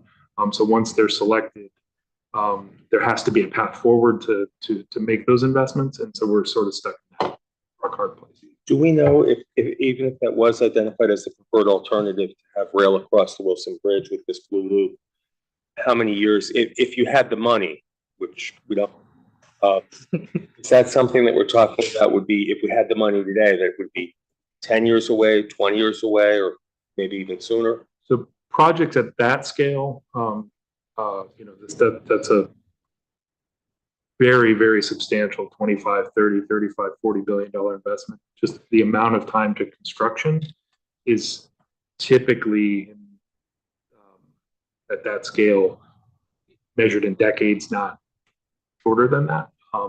Certainly, if this region rallied around it and found ways to expedite it and found the investment to advance it, it could be, that type of schedule could be brought in. The scale of that type of project is typically there. Look at Tickles. For the record, for people who are listening, they've committed to saving those middle lanes. Much as anyone could ever commit anything in government, they've committed to save those lanes on the bridge for heavy rail. But if you're going to dig a tunnel all the way through Washington, D.C. and under the Potomac River in Roslyn, you could build a bridge across the Potomac River just for rail for peanuts compared to that tunnel through the city. That's the expensive part. Building a new bridge for rail to go across the Potomac River is not that expensive, just like Long Bridge now. I mean, the expensive Long Bridge is either end, not the bridge itself. And I rest my case. I don't want to get too far in attention, but Senator Servo, I'm going to give you another question. Yeah, and I had two more questions when they're done, but I would just note at the last DMV Moves meeting, I brought up the possibility that right now Virginia and Maryland are fighting over hot lane extensions over two Potomac River crossings. We already have one hot lane crossing on 395, and as part of any concession negotiation, could be potentially part of a compromise. Part of it could be using hot lane tolling to fund transit capacity enhancements over the river and into Virginia and Maryland. There's 250,000 vehicles that go across the Wilson Bridge every day, and hot lanes wouldn't have 250,000 vehicles in them. Tolling the Potomac Bridge or whatever, hot lane tolls generate a lot of money, I think. And not only could it fund other capital needs in the short term, it could fund a loop in the long term. So anyway, there's things happening right now that can be taken advantage of. If there was a vision, there's no vision to try to take advantage of it. That's a problem. Okay. Do you want to hold your other two questions till the end of the presentation? Sure. Okay, why don't you continue? There's, I think, just two more. And again, these are from the Parallel to DMV Moves effort that advisory groups and the team supporting this effort have done some work to estimate the region's overall transit needs based on these this frame scenarios. I'll just call your attention to the metro part of these for right now. We estimate that our needs for FY 2028 for the scenario one, which is our existing service and state of good repair, are essentially that restoration of the purchasing power of dedicated funding in PREA to support the state of good repair capital program with all the caveats and notes that we discussed earlier, and then an investment of about $140 million in operating to avoid the use of capital funds to support the operating budget. So restoring that operating budget capacity for a total of $480 million in 2028. On the next slide, the metro portion of this is again looking at using our existing capital assets, vehicles, equipment, and infrastructure, both on the bus and rail side, gaining some incremental service out of those assets. So increasing service frequency, increasing the use of 8-car trains, expanding weekend operating hours, and then implementing a first phase of the Better Bus Visionary network, which would include increasing frequency and improving service, really, again, focusing on all day, all week frequency across the region, and the potential for some things like overnight airport connections on bus and services like that. So about 120 million more in this scenario for a total of 600. So these are additive, scenario 1 and scenario 2. I believe that concludes our presentation. We do have some items in the appendix. If the Senator Sherville's got a follow-up question. So one of the things that I brought up in the DMV Moves meeting, I don't think I got a real clear answer to it, was the possibility of coming up with funding via either tax districts around metro stations to recapture the value that the private landowners gain from having a station right next to their property. I know the Silver Line already has some of those districts, and that was what partly what funded the Silver Line. But I was curious how many other stations in the system had that type of a tax district in place. I assume beyond the Silver Line. Second question I had was, whatever it's worth, I got this from a Freakonomics episode. How Americans love innovation and hate maintenance. But it was talking about the systems across America are totally underfunded. And the other thing it pointed out was that in a lot of other places, they are leasing development rights on top of stations to help fund transit systems. And I know that there's been a little of that in Metro, maybe Huntington, I think, and some others. But I'm just curious if the system has ever sort of examined how much revenue they might be able to drive if they attempted to lease development rights over stations, even in places like the Silver Line, by the way. I mean, I was talking to somebody the other day about the possibility of building things on top of Silver Line stations right down the middle of the road. So, I mean, if y'all ever looked at that, you mean numbers on that? So those are my two questions. So on both of those, there's certainly follow-ups both for this subcommittee and the DMV Moves setting. I know that there are other tax structures in urban areas around stations across the region. We don't have inventory of that with us today. I think certainly we have a joint development program and have had a great deal of success across the region in some locations and less so in others. Typically, these are partnerships with our local jurisdictions in those station areas, so not metro controlled in many cases, like the Silver Line. But I think as the region is considering options here, the DMV Moves group bringing back some of those alternatives and potential paths forward is certainly on the table for the next round. Was the Potomac Yard Metro funded in part with a special tax district? I am not the expert on that, but maybe somebody in the room is. I think it was. It was. Yes. Just one that comes to mind. I don't know how common it is outside of the Silver Line. Okay. You know, are there others, like perhaps in Prince George's County or other counties that were founded with special tax districts? There are others, and we can certainly follow up with more information. Thank you. Okay, does that conclude your report? With a question from Supervisor Alcorn. Yeah, Senator Serval's question. Air rights are acknowledged in the Resting Comprehensive Plan as a potential long-term. The economics just don't work at this point. So it's in there. I would point out a casino is not in the. You know, up in the air, maybe. Can you go back to slide 5? And I guess maybe Kate, this is also a question for you. How it really looks. Virginia is the only jurisdiction that this one, yeah, slide 5. Basically, the Virginia share of the dedicated capital funding, I believe that's predominantly NBTC district generated revenue. Is that correct, Kate? Yeah, Mr. Chair, and so the revenues that were generated and identified for the dedicated capital funding are actually primarily within the NBTC district.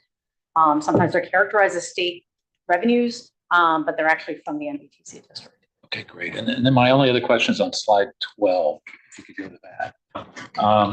And there's that gray area. That gray area is really tough. Regional investment. This is one of the reasons I think it's really important for this group to look not only at what the deficit is and future needs, but also how are we paying for transit now? Because this actually shows, what we did after we blew through the 3% cap. And that, at least at the local level, was not assumed to be a permanent situation. I know we're looking at it again, and the state as well is looking at that. But if you add, the gray stuff together, it's gone up quite a bit. And so I think it's important for this group to look at where that money comes from, as well as how we fund any additional unfunded needs. And I'll just tell you on the local level, it's basically the real estate tax. It's property taxes that are local level, and honestly, it's too much of a burden on that single tax, in my opinion. But I'm a local guy here, so thank you. Thank you. Tom and Yatunde, thank you for the presentation. And if you could remain, because we're going to have a presentation from Deputy Secretary Sargent on some financial and performance trends for WMATA. I want to ask you to. Absolutely. Thank you. Thank you, Mr. Chair. Before we get started, Delegate Well, Sickles. just one thing, and to think about, and maybe not answer right now, is that how this study has a longer, thing, 2-year study, and then we've got DMV moves, which is on a much faster track. Does anyone want to talk about at some point today how we're going to work together on these two things? I don't know, Mr. Webster, if you have any thoughts on that, or maybe you can save them for later. You can think of how you're going to make all these things make sense. I can give that some thought. I'm not sure I can resolve it. Okay, thank you, Delegate Sickles.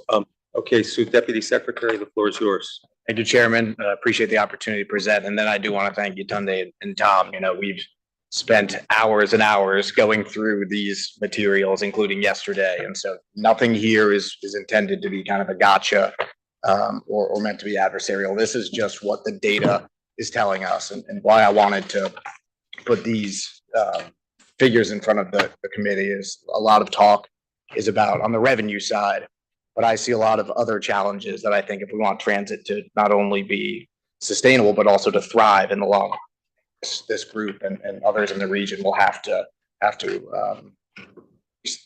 think creatively about some of these challenges. Next slide, please.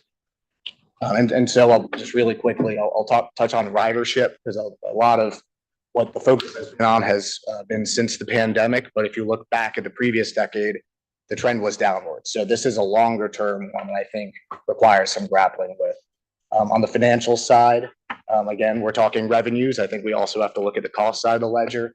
And then when you look at this region compared to peer metros and look at the costs on a unit basis, it does look like we are paying more than what other regions, relative to what we're getting than what other regions do. And then, again, there's some underlying challenges, I think, regarding just long-term sustainability of the infrastructure, population and job density, and then the impact of remote work. So I'll touch on each of these. Next slide, please. So I think first, some good news. While, as we've said, the overall ridership in the region has not yet recovered to 2019 levels, as Yatunde and Tom said, not just for Metro, but across all the regional operators. That's both here in Northern Virginia, in the district, in Maryland, across all the regional systems. This region does lead its other legacy transit cities with 83% of ridership And again, there's a lot of talk about service driving that. And so the left bar there in the light blue is the service levels measured by vehicle revenue hours. That's just the number of hours transit vehicles are out available for service. And then ridership is on the right. There doesn't appear to be a clear one-on-one relationship when we look nationwide between service and ridership relative to 2019. So I think it's a really interesting question to ask, what has this region done well that others have not, and what can we learn from that in terms of ridership recovery? Next slide, please. Again, stepping back, looking more long-term, so you can see pretty clearly the impact of the pandemic. However, I do think it's really important to wrestle with what happened before. So the top blue line is Metro Rail, the middle line is Metro Bus, and then the gray line at the bottom, that is Northern Virginia operators, so VRE, all the local bus systems. And those are ridership numbers on a monthly basis. And so we see a long-term decline in Metro Rail ridership, about anywhere from 15 to 20%-ish, depending on where you pick the endpoints. For Metro Bus, it's roughly flat, and then the regional systems also roughly flat up to the pandemic. Obviously, there's a big ridership decline there. Next slide. Before we go, Mr. Chairman, could I? Yes, Supervisor Alcorn. Thank you. So I guess I would ask Metro staff, I mean, this picks 2010, and I know 2010 was kind of a tough year, in terms of, well, there are issues with gas prices and other things. This reminds me a little bit of planning for your 401k, and you pick a year, like best returns during this year and that year, worst returns, could you comment on that in terms of what would this look like if it were a different time period, say 20 years? So thank you, Supervisor. I think taking it further back, you would see a growth in ridership, and even further back as the system expanded, growth in ridership up to this point. To comment on those trends just briefly, and linking it back to what we were talking about earlier, on Metro Rail, much of this time period was when we were having degradation of assets due to lack of investment, and then significant reliability, safety, and performance issues. So that is one factor among many, but in the decline in rail ridership. The emergence of things like ride-hailing services, Uber, Lyft, that type of thing happened in this time period, and changes in work patterns and other things. I think the resulting reliability improvements and the customer satisfaction and the ridership are contributing to the growth back up. And certainly there's a ways to go to get back up to these levels, but part of that decline was due to that lack of investment. On the Metro Bus side, this time period saw very substantial growth in congestion on roadways. And our region has been making investment in bus priority, but not at the scale that some other parts of the world have, to get buses moving more freely and reliably and on time. So when there are other options available to riders emerging from other alternatives, we saw a decline as bus speeds got worse in ridership on bus. As we make investments in bus priority and all day, all week frequent service, we would expect that those trends to reverse, and that's part of what we're seeing today. And thank you. Appreciate the interruption. Appreciate that, Tom. Yeah, because I just anecdotally, last week I was on the Silver Line at 8:30 in the morning, and through Tyson's it was standing room only. So I think some of these data are catching up with the reality, and we're continuing to see kind of a surge in.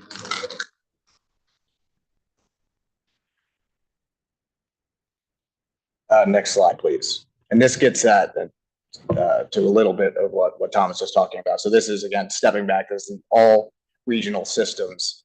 And so when you were talking about the ridership decline, was that because we're not spending enough running the service? Well, you look at the operating expenditures, they were up about 40% throughout the decade. As service levels also up about 22%, while the population was up roughly 12% across.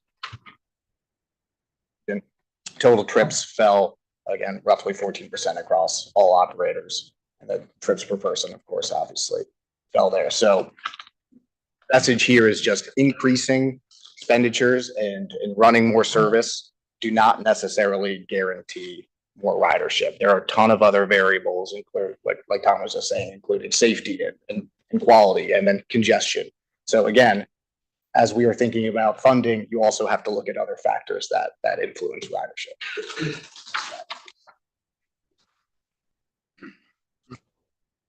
Shifting to the cost side of things, again, just another regional comparison, including all operators. Like I alluded to at the beginning, when you look at a regional basis and lump together all of the operating expenses and essentially figure out how much are you paying per passenger trip on transit. This region, both in the years directly preceding the pandemic and since the pandemic through 2022, and I'll touch on that in a second, has been spending more per trip than our peer regions. I do not know exactly why that is, but I think that is a fundamental question that we have to grapple with. Is it because of service quality? Is it because there's not enough service? Is it for other reasons? But I think that's a fundamental question here is why are our costs higher? Next slide. Before we advance from this slide, I want to turn first to Senator Servo and then to Delegate Sickles. Given that that's the cost per trip, whether or not the cost, the number of overall trips is down by a larger percentage in our region versus the other places like New York City or Philadelphia, because it just strikes me that we lost a lot more proportionally. That would drive up our per trip cost. Right, and so almost all of the regions here did also experience a ridership decline. It was not on the same scale as ours. Yeah. Scale that makes our per trip cost go up higher because the scale is different, right? Well, that questions why the base was where it is as well. And again, I think these are all open questions. I'm not going to have all the answers here. I just want to pose these as something that this committee, DMV moves, et cetera, should look into on the expense side as well as just the revenue side. And I think some ideas there. If you go to the next. I'm going to ask Delegate Sickles to get a question. Well, I just want to make a final question, but we use this heavy rail system to plan our development in the future. So if you build a system that goes into Loudoun County way in there and nobody lives there yet, you're going to have higher costs per trip because no one lives there and no one's taken it yet. So is that a factor? We have a brand new station in Alexandria that is not, they're going to build density around it. It's not being used. I remember when Eisenhower Avenue was in a parking lot, when we stopped at Eisenhower 1 second after we left Huntington, and no one ever got on and off the train. Look at it now. You got National Science Foundation there. You got this huge everywhere. So this is more than just that. Another thing, if you want people not to ride it, you wait longer in Metro Center, Gallery Place, and LaFont Plaza for the next train coming through. Mm-hmm. So we can't have service reductions like that. People won't ride it. Just an opinion. Okay, Supervisor Alcorn. Thank you. Could I just ask Metro, do you have more recent data than this? We do, yes. I mean, this is looking at a period that's now more years old, and be happy to share. Yeah, how does that data look? So just to comment on this, there are a couple of factors. Certainly when ridership plummeted during the pandemic time period, our costs did not. We, through federal relief and other things, we continued supporting transit in this region and kept the workforce employed. Things. So it's a math problem there where ridership went down and costs continued to grow, but the driver of that big delta for us and everyone else was the drop in ridership. I think to the tail end of this period, we also had 7000 series rail cars out of service, which in turn meant less service, still had the same level of costs, but ridership down in part because of less rail service. So there's a number of factors in here, and trend-wise, as our service has improved and as ridership has grown, these numbers have all improved. Thank you. And just to clarify, yes, 2022 is the latest federal data available that allows apples to apples across all the regions. So we expect the latest batch to be released in the next coming weeks. So this was not cherry picking 2022. That just happens to be the latest. Look forward to the new data. Next slide, please. So this is zooming in on Metro Rail. Again, this is the largest provider. To Tom's point, this data is now old in 2022. This is 2 years ago. Like you said, there were significant service reductions because of the 7000 series procurement issues that required full trains. However, you go to preceding years, you do see both on the left, that's on a per passenger mile traveled basis. So that factors in ridership. On the right, that's a vehicle revenue mile. So that's just what it costs to move one train car 1 mile. That doesn't factor in ridership. In both cases, you had a fairly significant growth in Metro Rail's costs. I think Delegate Delaney had a question. Oh, Yes. Yeah, thank you. No, that's okay. You kind of answered it with Delegate Sickles' question, so I was gonna let that go. But I guess, while I've got your attention, on this chart we were talking about with the, ridership costs. I mean, this just, maybe I'm not on the right side, but anyway, the one we were There just are on. lots of Yeah, charts. I know, apologize. no, Yeah. it's fine, it's fine. That was the cost, just to clarify, for the system to run per passenger. That's not like the cost that the passenger, and I guess what I'm kind of Yes, interested in correct. is how that's kind of correlating to what people tend to spend on Metro also. And I think that kind of also goes to the earlier point that Delegate Sickles made about, parking plus getting on the Metro. I mean, if you have to park, I mean, you're spending about $20 to get in and back for a day of work. And so comparing that to the cost for the system, obviously you bring one down, you can bring the other down. But I think some of the factors that Delegate Sickles mentioned about the expansion of the lines and whether or not the population's there yet to match that, that was kind of, I think, part of my question.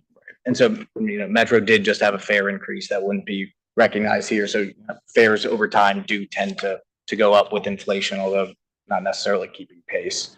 And it depends on the mode as well. So the fare box recovery in terms of the portion of costs that fares cover for bus is traditionally lower than that for rail and lower than commuter rail. So that's changed. And then post-pandemic, that recovery is lower than it was historically. Gotcha. Thank you. Next slide. So then again, just trying to parse what the explanations here could be.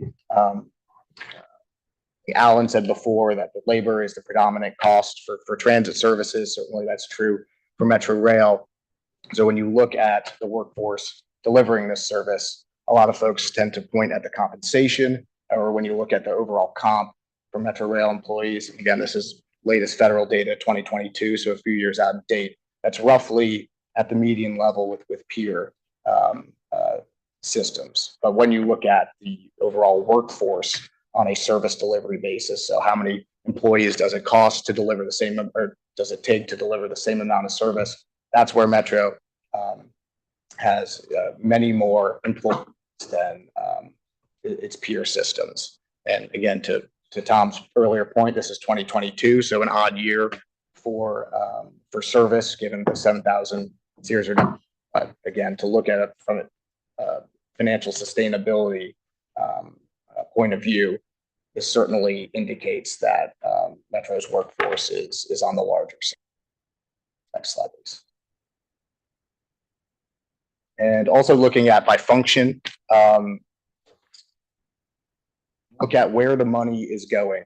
There's a whole discussion at DMV Moves and elsewhere about you've got the fixed costs versus variable costs. So variable costs are service, is what folks tend to think about. And then the fixed cost is on your facilities and then overhead.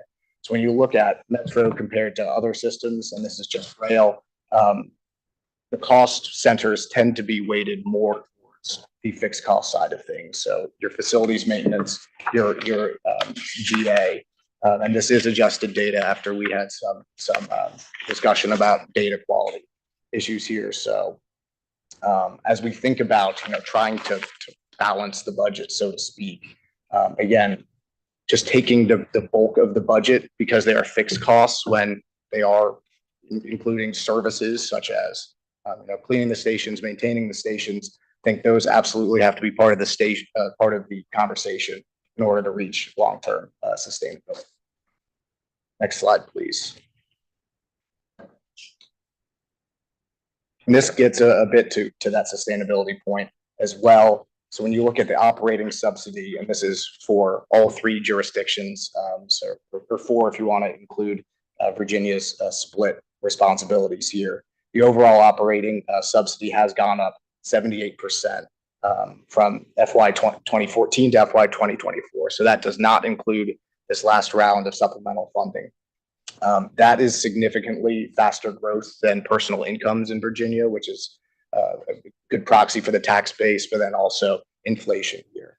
So going forward, as subsidies continue on this path, I think it's important for the region to understand this without further conversation around why this is happening. It has the potential to cut into other essential services or, again, require more resources.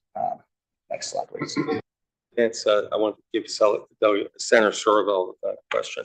Mike, how does that chart compare when you look at it, the expansion of Northern Virginia incomes? So that data only goes back to 2017 was what I could find for the region, and I could not find Northern Virginia specifically, but I can look at it. So I think my guess would be it would be a little higher than that, but not significantly so. But I can get you that data.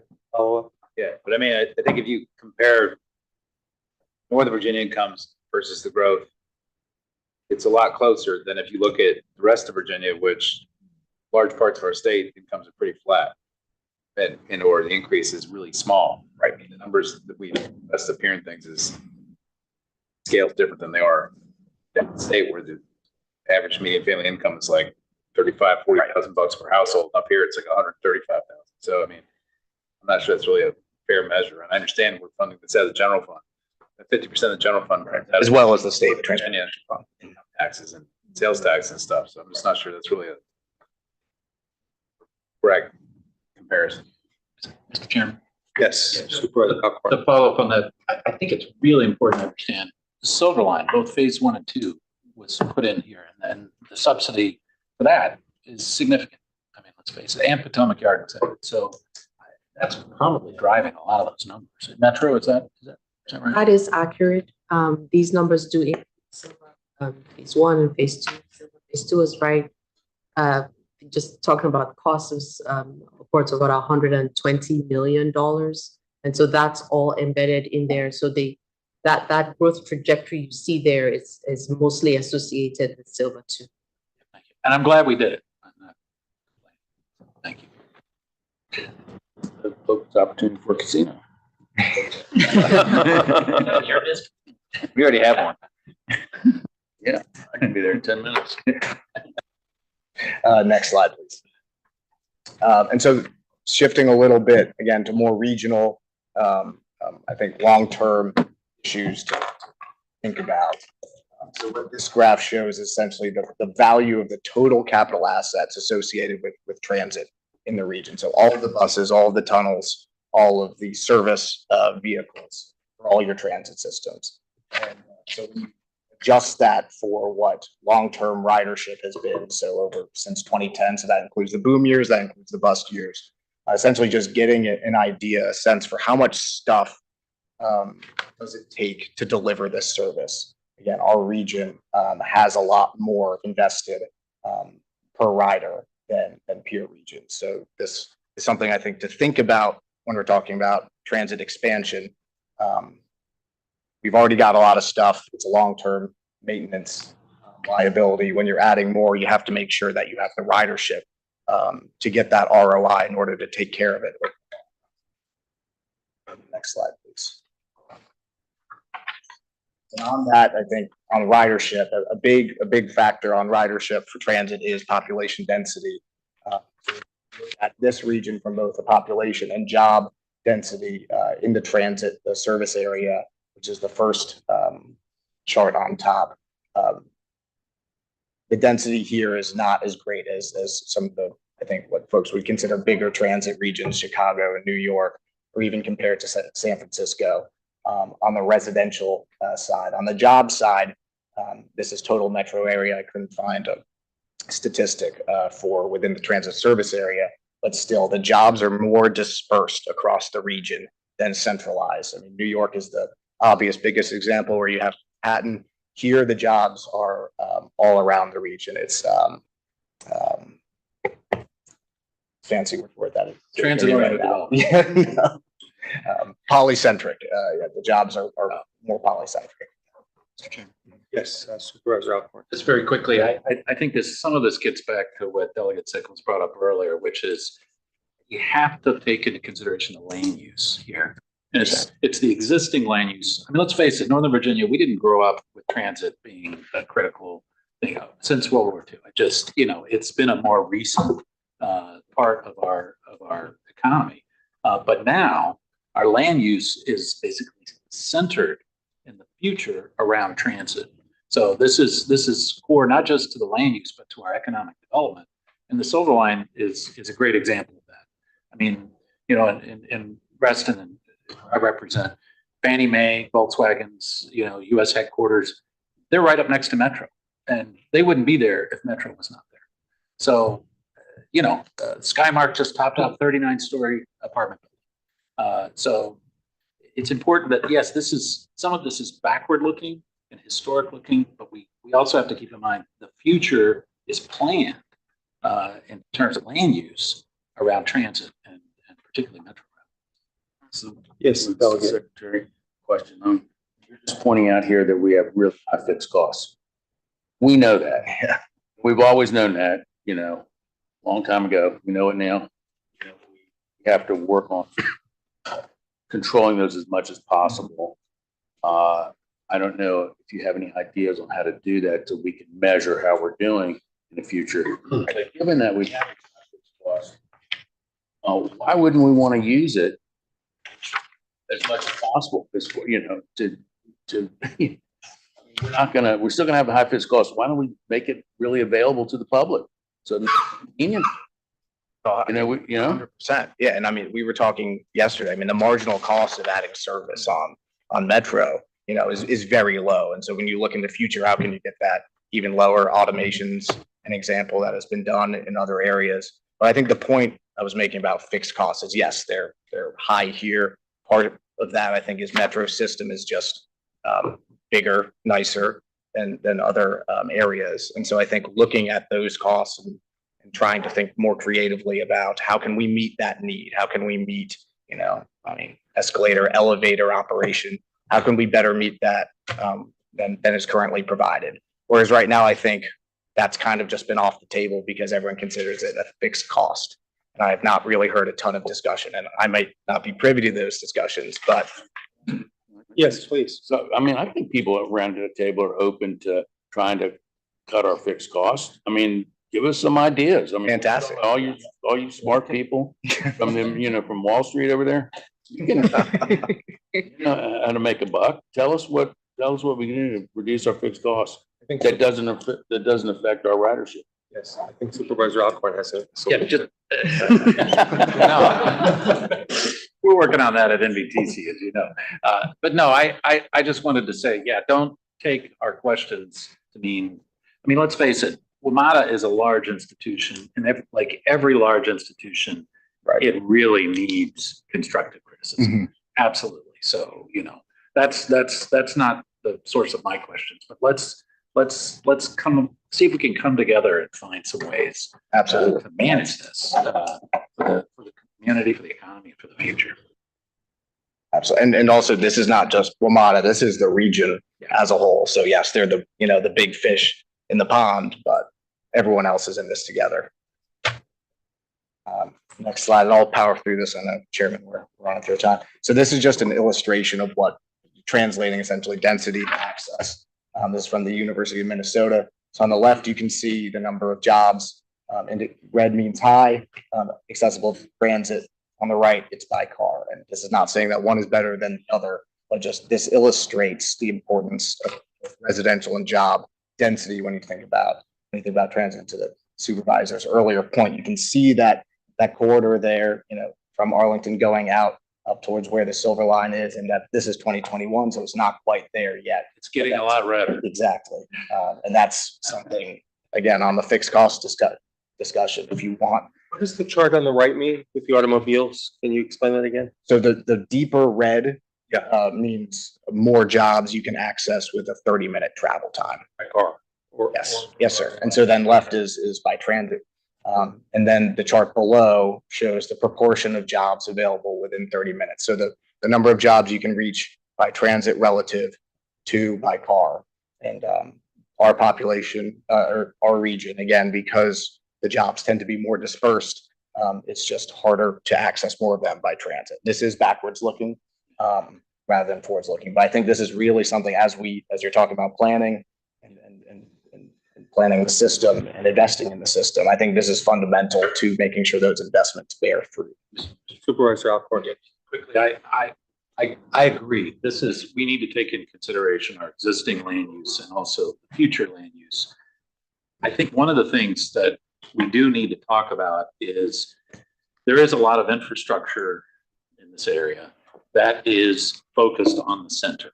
Basically, it's in and out, it's DC focused. Exactly. It's and reality is different now. We're becoming, we talk about multimodal transportation, but actually we have multiple nodes of communities, of development, of growth.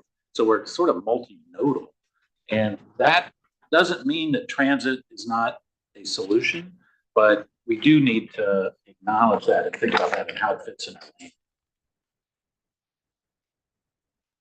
Yes, and final slide, just to last topic of discussion, as we're talking about how is it changing? Remote work, obviously a big topic of consideration. To the supervisor's point, much of the system was built to bring people into the CBD and then out. That has completely changed, and that's a big challenge for our region where remote work is more predominant than in others, except for San Francisco. But then I think we were talking about VRE earlier. That's also a big opportunity because now you have, we're seeing traffic patterns there higher midday and other times of the day that they historically were not. So I think that's an opportunity to help those who have been cooped up all day at work who want to get out. And again, that's just going to be a rejiggering of service. So I thank all of your aid in providing this presentation, a bit of a group project, but happy to discuss any questions. Are any further questions for Deputy Secretary Sargent? I just wanted I want to know how we can cut our fixed costs. Some specific ideas. Now, Metro has offered up $50 million a year. Your boss told me that's nothing. Dust on on top of the table. Whatever needs much more than that. How much do you want? And how do we get? Because we're looking for answers too. We want this to be more efficient, and we do know that the growth is around transit. That's the point is made over and over again. So the dispersed thing doesn't really, even though that might be true right now, that's not going to be true as we grow. We know that because we've seen the real estate development last 10, 15, 20 years. All the Class A spaces around these stations. So solutions. So I wish I had all the answers, but I could Just one. Just give us one. Like I said, One answer. it's clearly a labor issue, but I mean, we are 1/8 shareholder of this enterprise at the state level. So it is to think about it that way. Like we are not going to be able to go in as much as I know Tom and Yatende love spending time with me. I'm not able to be dropped into Metro and then go and run around and address all these. So could absolutely use your all's help in the General Assembly, our continued partnership. And we had a great discussion yesterday. I know we've got some avenues for ideas that we hope to build on.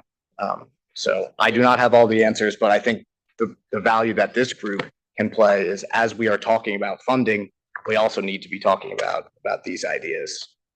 Well, Mr. Chairman. Yes. I mean, 50 million is a good start. Mr. Webster, can we do more than 50 million a year in permanent cuts? And is there? Not without impacting service. I think for the committee's consideration here, there are opportunities to bring unit costs down by investing in those lower incremental frequency improvements and, using our existing assets in an optimized way. So when looking at things that are rates, there are ways to drive those unit rates down. The big play here, though, over the long term is modernization of what are some fairly antiquated systems that our transit agency and others around the country have, where our signaling system is from the 1960s, and there are certainly opportunities there for efficiency that require a fairly substantial investment up front, in the billions of dollars. And we don't have the resources to do that today. That's where the big cost savings and efficiencies come down the line, or in those modernization and technology investments. In the short term, that 50 million reduction without impacting service was a pretty big hit to the Metro budget and the Metro team. I don't anticipate that happening again without there being some fairly severe service impacts or overall performance impacts. To the point, we do have a very high quality system here. The region could make a choice to degrade that level of quality. That's not what we've heard so far, that customers and partners expect a high level of performance and a high standard of customer experience. So of course it's a balance. Yeah, absolutely.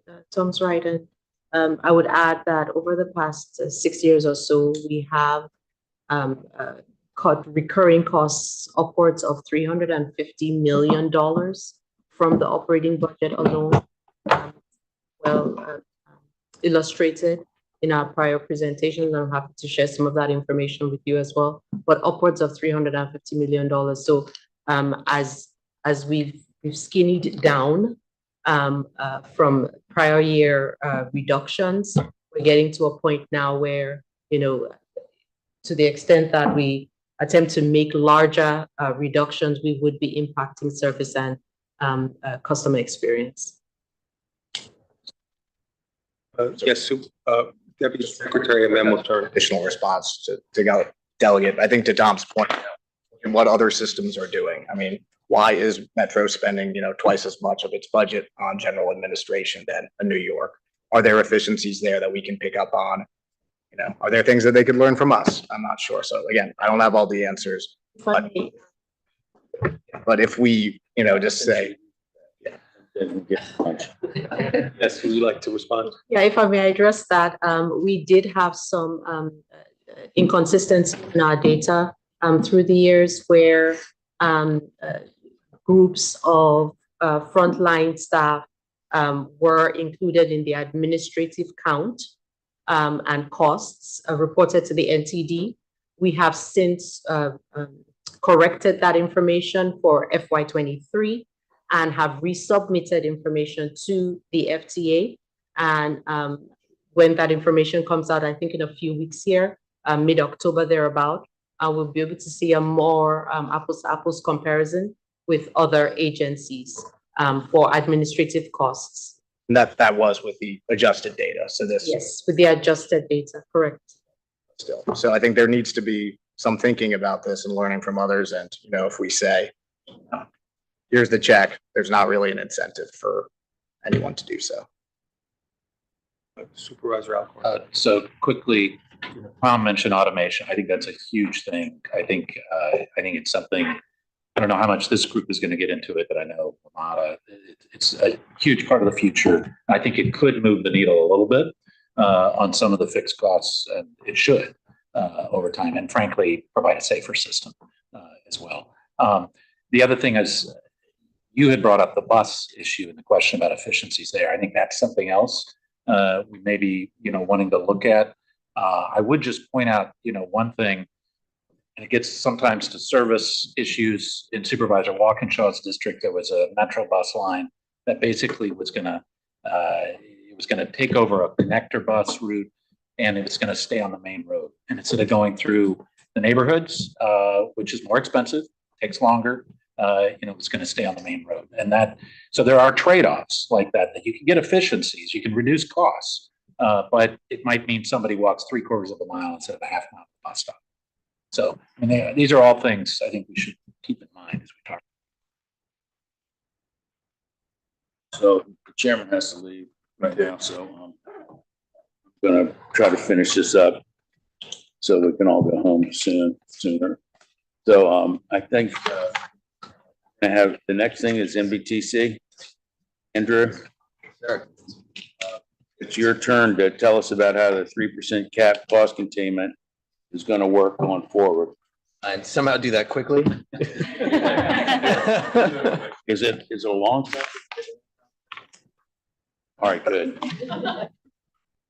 No, it's a complex subject, but I'll do my best. Thank you for the opportunity. I'm a program manager here covering Metro at MBTC. What I'm going to do is hopefully very quickly cover some cost containment recommendations from our annual of Metro, and then provide an overview of Virginia's 3% operating cap.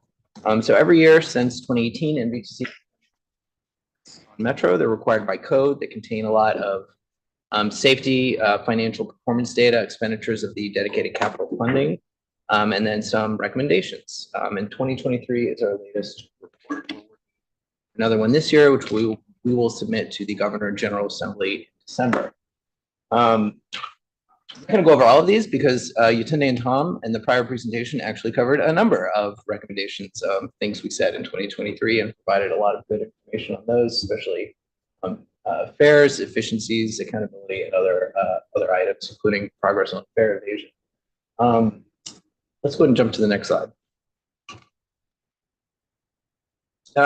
One of the things we talked about in the 23 report and in prior reports was trying to manage labor costs manage labor cost escalation and collective bargaining. And I think, again, Tom and Yatunde hit on that with the new collective bargaining agreement that they talked about in the prior slides.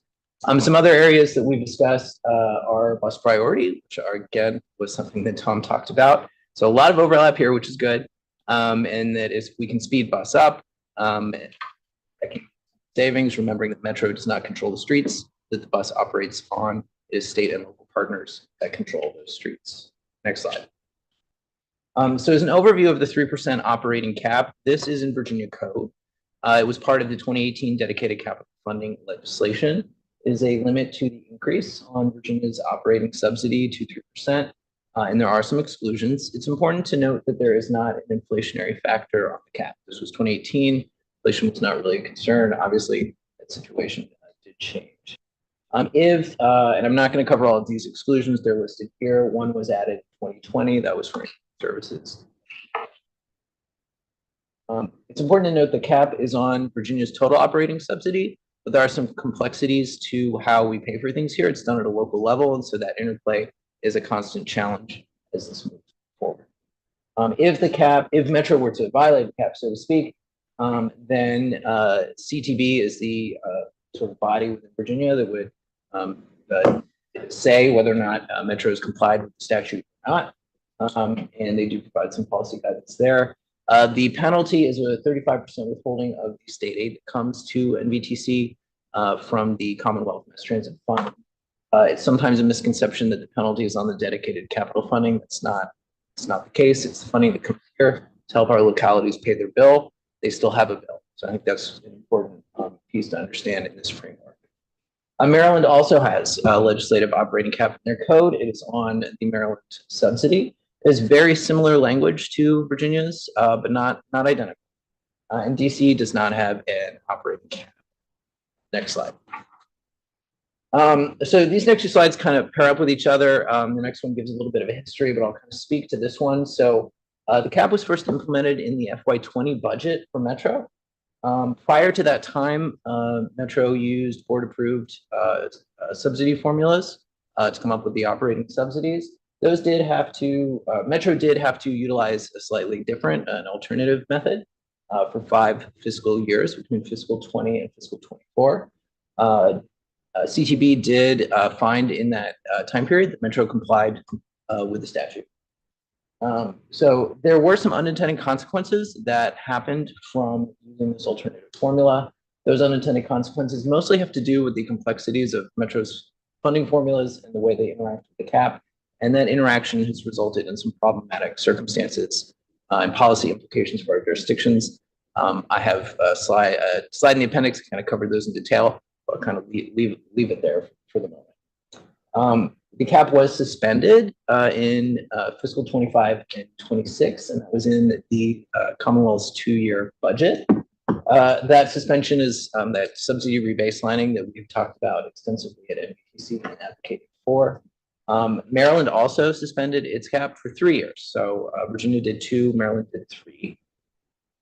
There is an active conversation about the subsidy allocation formulas grow. So we do look forward to hearing more about that, hopefully soon. So I think the main point I want to make here is that barring any future changes, the existing Virginia 3% cap will be back in fiscal 27. And so that does mean that the conflict and unintended consequences that we have experienced during that 5-year time period will be something that we have to address or choose not to address and kind of just continue to accept those unintended consequences. So this is something that we spoke to in our 2023 annual report. And that recommendation was that Virginia and Maryland should look at a revised cap that could reflect the new operating funding structure, because we are talking about how to fund Metro through DMV moves and through this group's work, but also address those unintended consequences that have plagued us during that time period. Next slide. Again, I covered most of these items. Let's keep going. So we did a little bit more work on this in our Metro Operating Funding and Reform Working Group report that was referenced in the resolution for this body.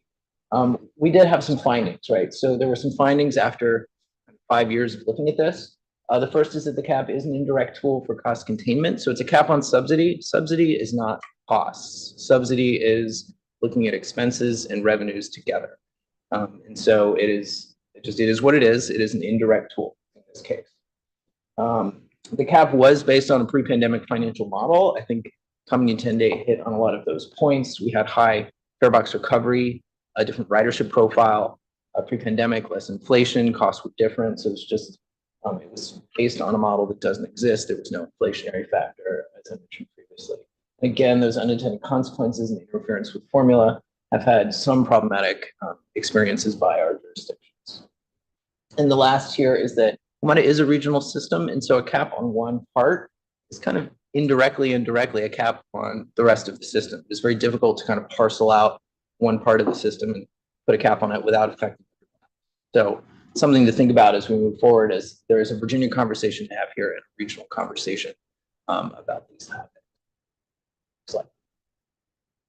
So as next steps, we're going to continue looking at potential strategies in our 2024 annual report, continue discussing those unintended consequences and any potential new and or modified cost containment tools. I think Metro is continuing to do the work that we just talked about in the prior presentation of how can we find savings.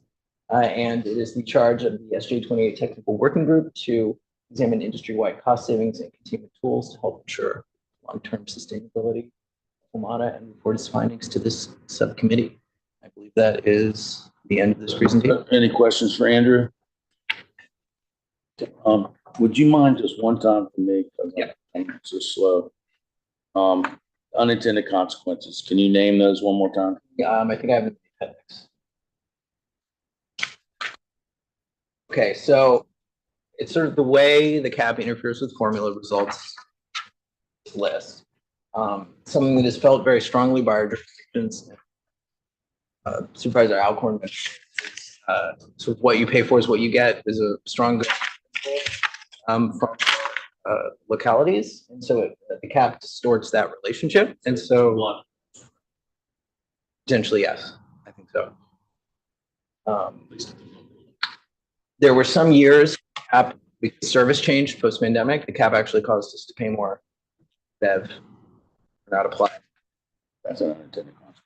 Indeed, yes, yes. Can you elaborate on how, Andrew, on how it caused us to pay more What caused us to pay more under a hypothetical scenario if we were still holding the same grant subsidy in that time period? And if the costs were, it's how do you allocate within the region? And so if we were following traditional formula but holding to that total, sort of how you divvy up the pie would have changed a bit more responsively to how service changed.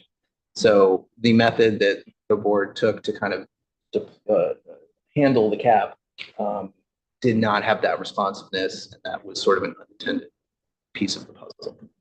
There were some years where we paid less than we should have. There were more years where we paid a little bit more. It is kind of, it's been a challenging topic.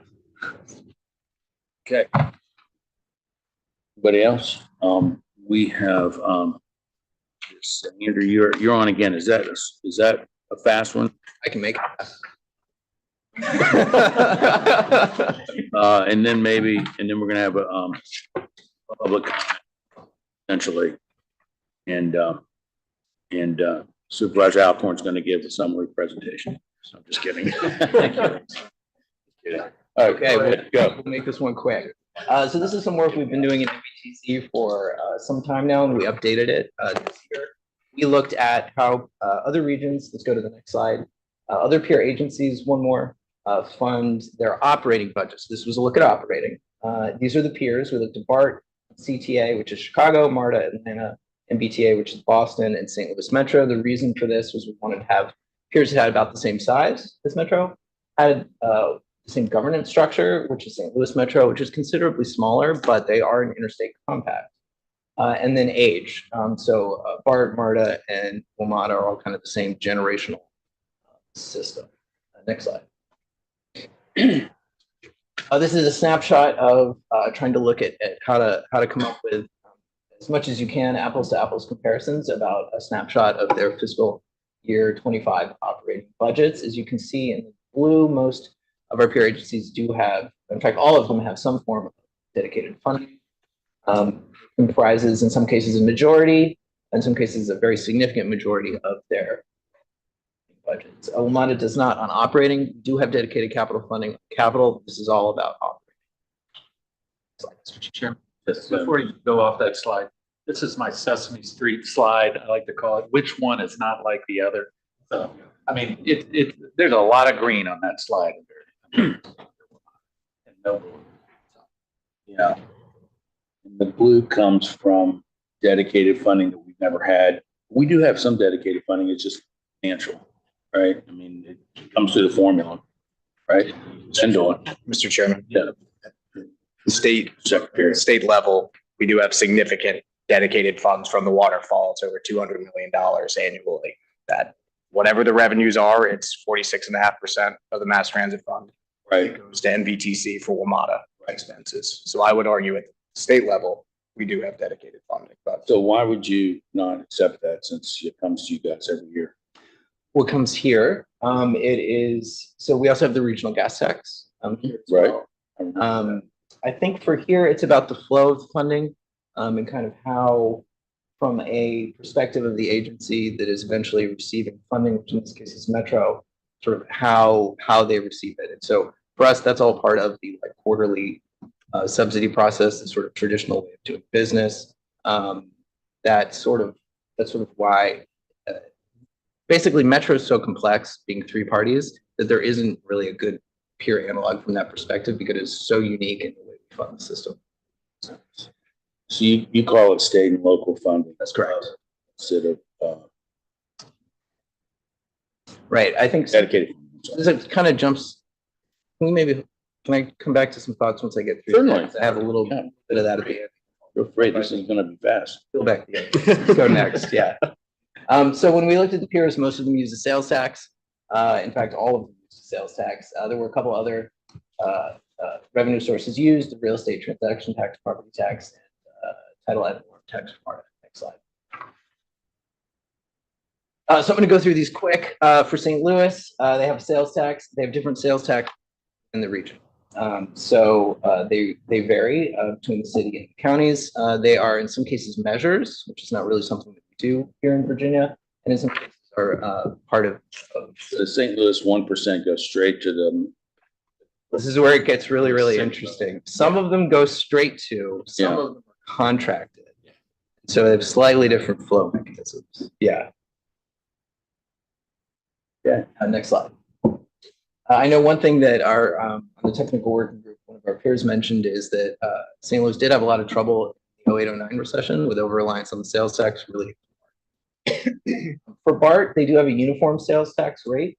That is in the three counties shown on the right. The interesting thing that's happening there is that the portion of the sales tax actually goes to the Metropolitan Transportation Commission, MPO, so sort of like Council of Governments, and then they allocate that back to the local systems in those counties. Important to note here is BART is just heavy rail, so this is kind of a different analog. Metro has both. And then there's a lot of interesting things happening to the south for the extension of BART, where it's not on this map, but they have their own sales tax measures because it's California and they do a lot of sales. Next slide. For MARTA, they had a uniform rate, and then the city of Atlanta had a supplemental one added. So they have differential sales tax rates. Next slide.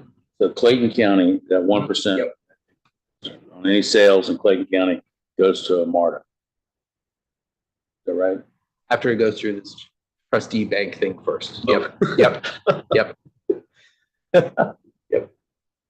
And of course, what's interesting compared to peers here is MARTA does not receive any state aid. Next slide.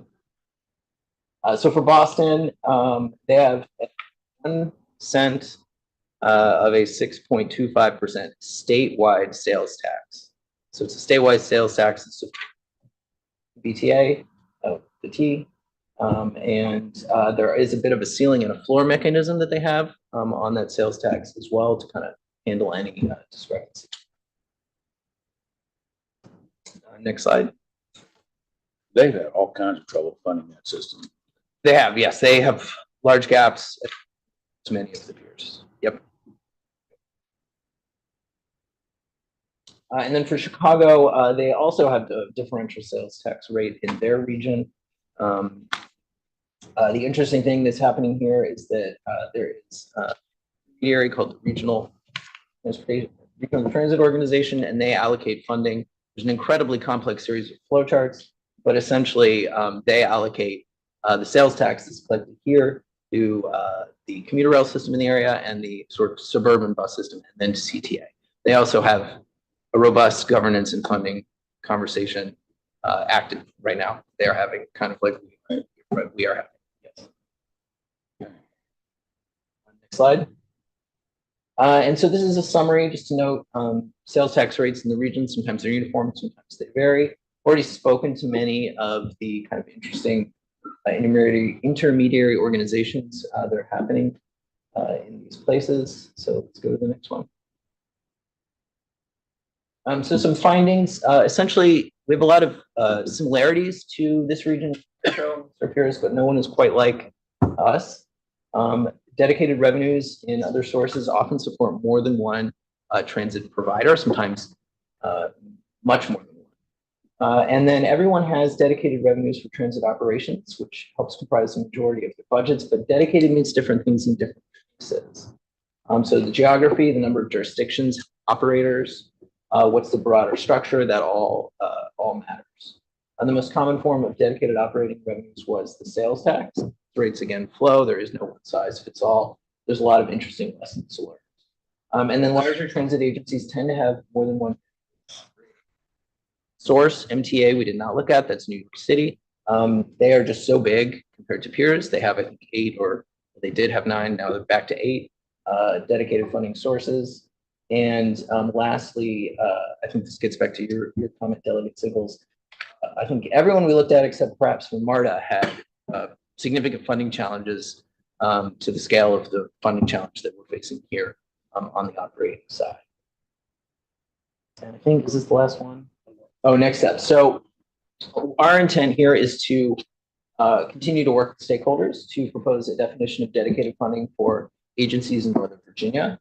I think we're going to need several definitions to help address the diversity of operators' needs in our unique structure. And that includes, I think dedicated funding takes on a number of characteristics. So to get to the Deputy Secretary's comments, the state aid and regional gas tax have many of those characteristics, especially as we're talking about capital and we're talking about bonding. I think we have more characteristics to think about because, especially as we look about more broadly, not just operating, but capital dedicated funding, something that WMATA made clear on Monday at DMV Moves is the ability to bond. And so the way that's flowed, the predictability of that flow, I think that adds to the list of criteria that we need to think about and how dedicated is that source. I think there can be multiple definitions and sources because even though something may not need to be bonded, it still has, it's still an important fiscal tool for our jurisdictions and for the Commonwealth to think about. Right. Yes, Very quick. Mr. Supervisor. Yes, the conversation earlier about what's dedicated, what's not coming from the state underscores to me, we got to look at that gray part of the WMATA slide, basically the existing funding, not just the gap. And let's take a deeper dive, understand, all right, the state's coming, here's where it's coming from, locals, here's where it's coming from. And then think about whether it makes sense or there's a better way. Okay. Oh, do you have any comments? Matthijs? Everyone depends on you. Look at Delaney. Good. Okay. I mean, I've got lots of thoughts, but My questions were answered, so. There's sites in Virginia in your district. Yeah. Yeah. Gonna get a new tunnel someday too. I know. The blue. What else, you guys? Y'all been real quiet over here. Albo? I'm trying to stay up. I was gonna say. Usually get paid that way, isn't it? Oh. 2313 made a lot of this possible. Yep. Real money. Okay. So, we have some public, someone wants to comment in public. Yes, sir. Jason. All right.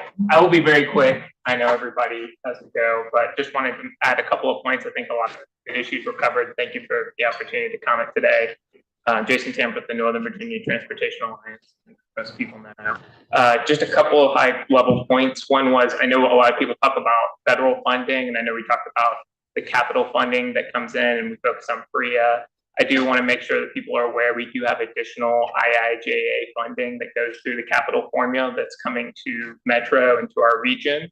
And so when we talk about whether or not the federal government's paying their fair share, granted, we are using a lot of that to meet our operating cost and the peak maintenance transfer right now. But hopefully once we get rid of that, that will be some additional federal money that can go towards capital costs. Additionally, we brought up the issue of the sales tax just a minute ago. We hear a lot at DMV Moves about how we need to think regionally. I want to keep in mind, you hear that a lot from DC and Maryland. And that's because if you had a regional sales tax, 56% of that revenue would come from Northern Virginia. So I hope that my Northern Virginia elected representatives will make sure that we try to keep as much of that here to support our transit system and all the great needs that we have in our region. We also talked a lot about ridership and why that's important. And where we are in terms of ridership levels, especially related to Metro. We talked about the 95% being back on bus, but what we didn't talk about is that bus revenue is only back at about 40% of what it was from 2019. So even though we have ridership at 95%, revenue is only at 40%. In terms of our bus service current levels, 103% on weekdays, 125% on Saturdays, 143% on Sundays. We are running more service to get back to that 95% as well, and that's part of our overall strategy. In terms of rail ridership, you heard the 64%, but again, the rail revenue is at 56% compared to 2019. And same kind of thing with Metro Access, we're at 61% ridership, but 7% revenue. So just to keep in mind, we have to exceed where we were in 2019 in the same level of revenues. And why that is so important is because it's one part of that pie with the subsidies. So even if we have dedicated funding, even if we have dedicated revenue, we will always have another funding need if the fare revenue doesn't keep pace with the growth of our costs. So you're here to advocate for fare increases? Is that what you're? We advocated for those. We got those. I'm happy with the fare increases that we got. I'm not saying they need to go up any higher than what they were, but it's not just the fare increase. It is also related to fare evasion. So again, if you look at the bus numbers. Well, I know MTA and others have looked at trying to increase fare enforcement on buses. So I mean, that's something that we could look at as well. I know I give WMATA all the credit in the world in terms of what they're doing on rail. We've seen a dramatic shift, as you saw, in terms of fare evasion on rail, but there's still a big gap there in bus. We could be looking at $60 million plus a year that we're losing. So it's real money. McClure. Have you looked at other jurisdictions or areas around the United States that have efficient fare evasion tactics, or what, in terms of enforcement, what are you recommending? Yeah, so again, looking into the details of what others have done, I know that MTA ups their ones recently, read some articles on that. We do have Metro is one of the few agencies that actually has a police force, so we do have an ability to have people. I know we have folks enforcing fare evasion on the rail side. I'm sure we have folks doing it on the bus side. Again, I'm not going into all the details of what they're doing, but I think we should try to make that an effort, even if it was just an education campaign to say, we're losing money here, please pay your bus fares, you know? But I think it's a big shift from 2019. Whatever people were doing in 2019, I feel like we can do that again. It means 40% of the revenue. It's massive. So, and it affects all the budgeting and planning that they're doing, because we don't end up getting the revenue we want, even though we get the ridership. So, and then the last thing I was just going to mention, we had all these great transportation professionals here. I think one of the few people missing is Todd and Conti and the Transportation Planning Board. They're watching. They've been texting me the whole time. Okay. To Supervisor Alcorn's point about the future and looking ahead. And that's where we have the land use plans. That's where we have the future transportation plans for the region. But I think it's important to keep in mind about 2/3 of all of our transportation dollars in the next 25 years is currently planned to go towards our transit system for the entire DC region. And so we are keeping that in mind. We are making a huge investment in our current transit system, and it's going to move about 7% of the total trips in our region. So I just want to make sure that we have that, and then to go to Deputy Secretary Sargent's presentation and the points that were made earlier, it seems like we do a really poor job of accounting for our future costs. And I think that that's an important part, is to say that costs are high. So any expansion that we make into our system, we need to make sure that we're accounting not just the capital cost to build it, not just the operating cost to run it, but what are going to be the long-term maintenance costs that go into that, need to be accounted for any major system expansions, so that, again, we don't end up back in the same place of building a system and then 30 years later going, you know, we should probably put some money into maintaining it. That's basically how we got into this problem. Right. Is your group going to have some specific recommendations for us on cost savings or revenue or efficiencies? Anything we can act on? That's a good history of where we are, and we know, you know, we don't all know how we got here, but we've got a system right now that's, you know, very capital intensive, expensive, you know, total. Again, yeah. So Metro doesn't show me their books. I don't audit them. I don't, you know, look in exactly at what they're doing. So all the information I have is if I could get them to audit the books, you come up with some recommendations for us. You let them in the books. I mean, sure. If it goes back to, I mean, to your point, Mark, right, which is if you look at the FY25 budget, I'm sorry, Delegate Sickles. I'm Mark. Sorry. Sorry. But, you know, in the FY25 budget we froze wages for the number of people that we had. We also hired authorized 384 new positions. More than half of those went to the operating side. There was about a 50% increase in the communication shop. It was a 45% increase overall for Metro. again, looking at some of those headcount issues that Mr. Sargent brought up, I think it'd be worth looking at that. Again, I don't have the access to the information that they have. They may have very good reasons why we have to hire all of those people, but I'm just saying, looking from the outside, headcount overall is an issue, and I think it's worth delving into those numbers. And if you remember the comments from the CAO group, from that being able to look at those numbers, that's how we can get a better sense of some of these issues. All right, terrific. Got it. Who else? Nobody else? Know a lot of your names. I'm being real.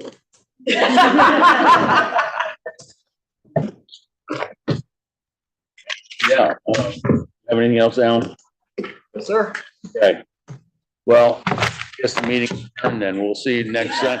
And next time somebody come with the plan to merge the with what we're doing in SK 28, okay? We're gonna do that.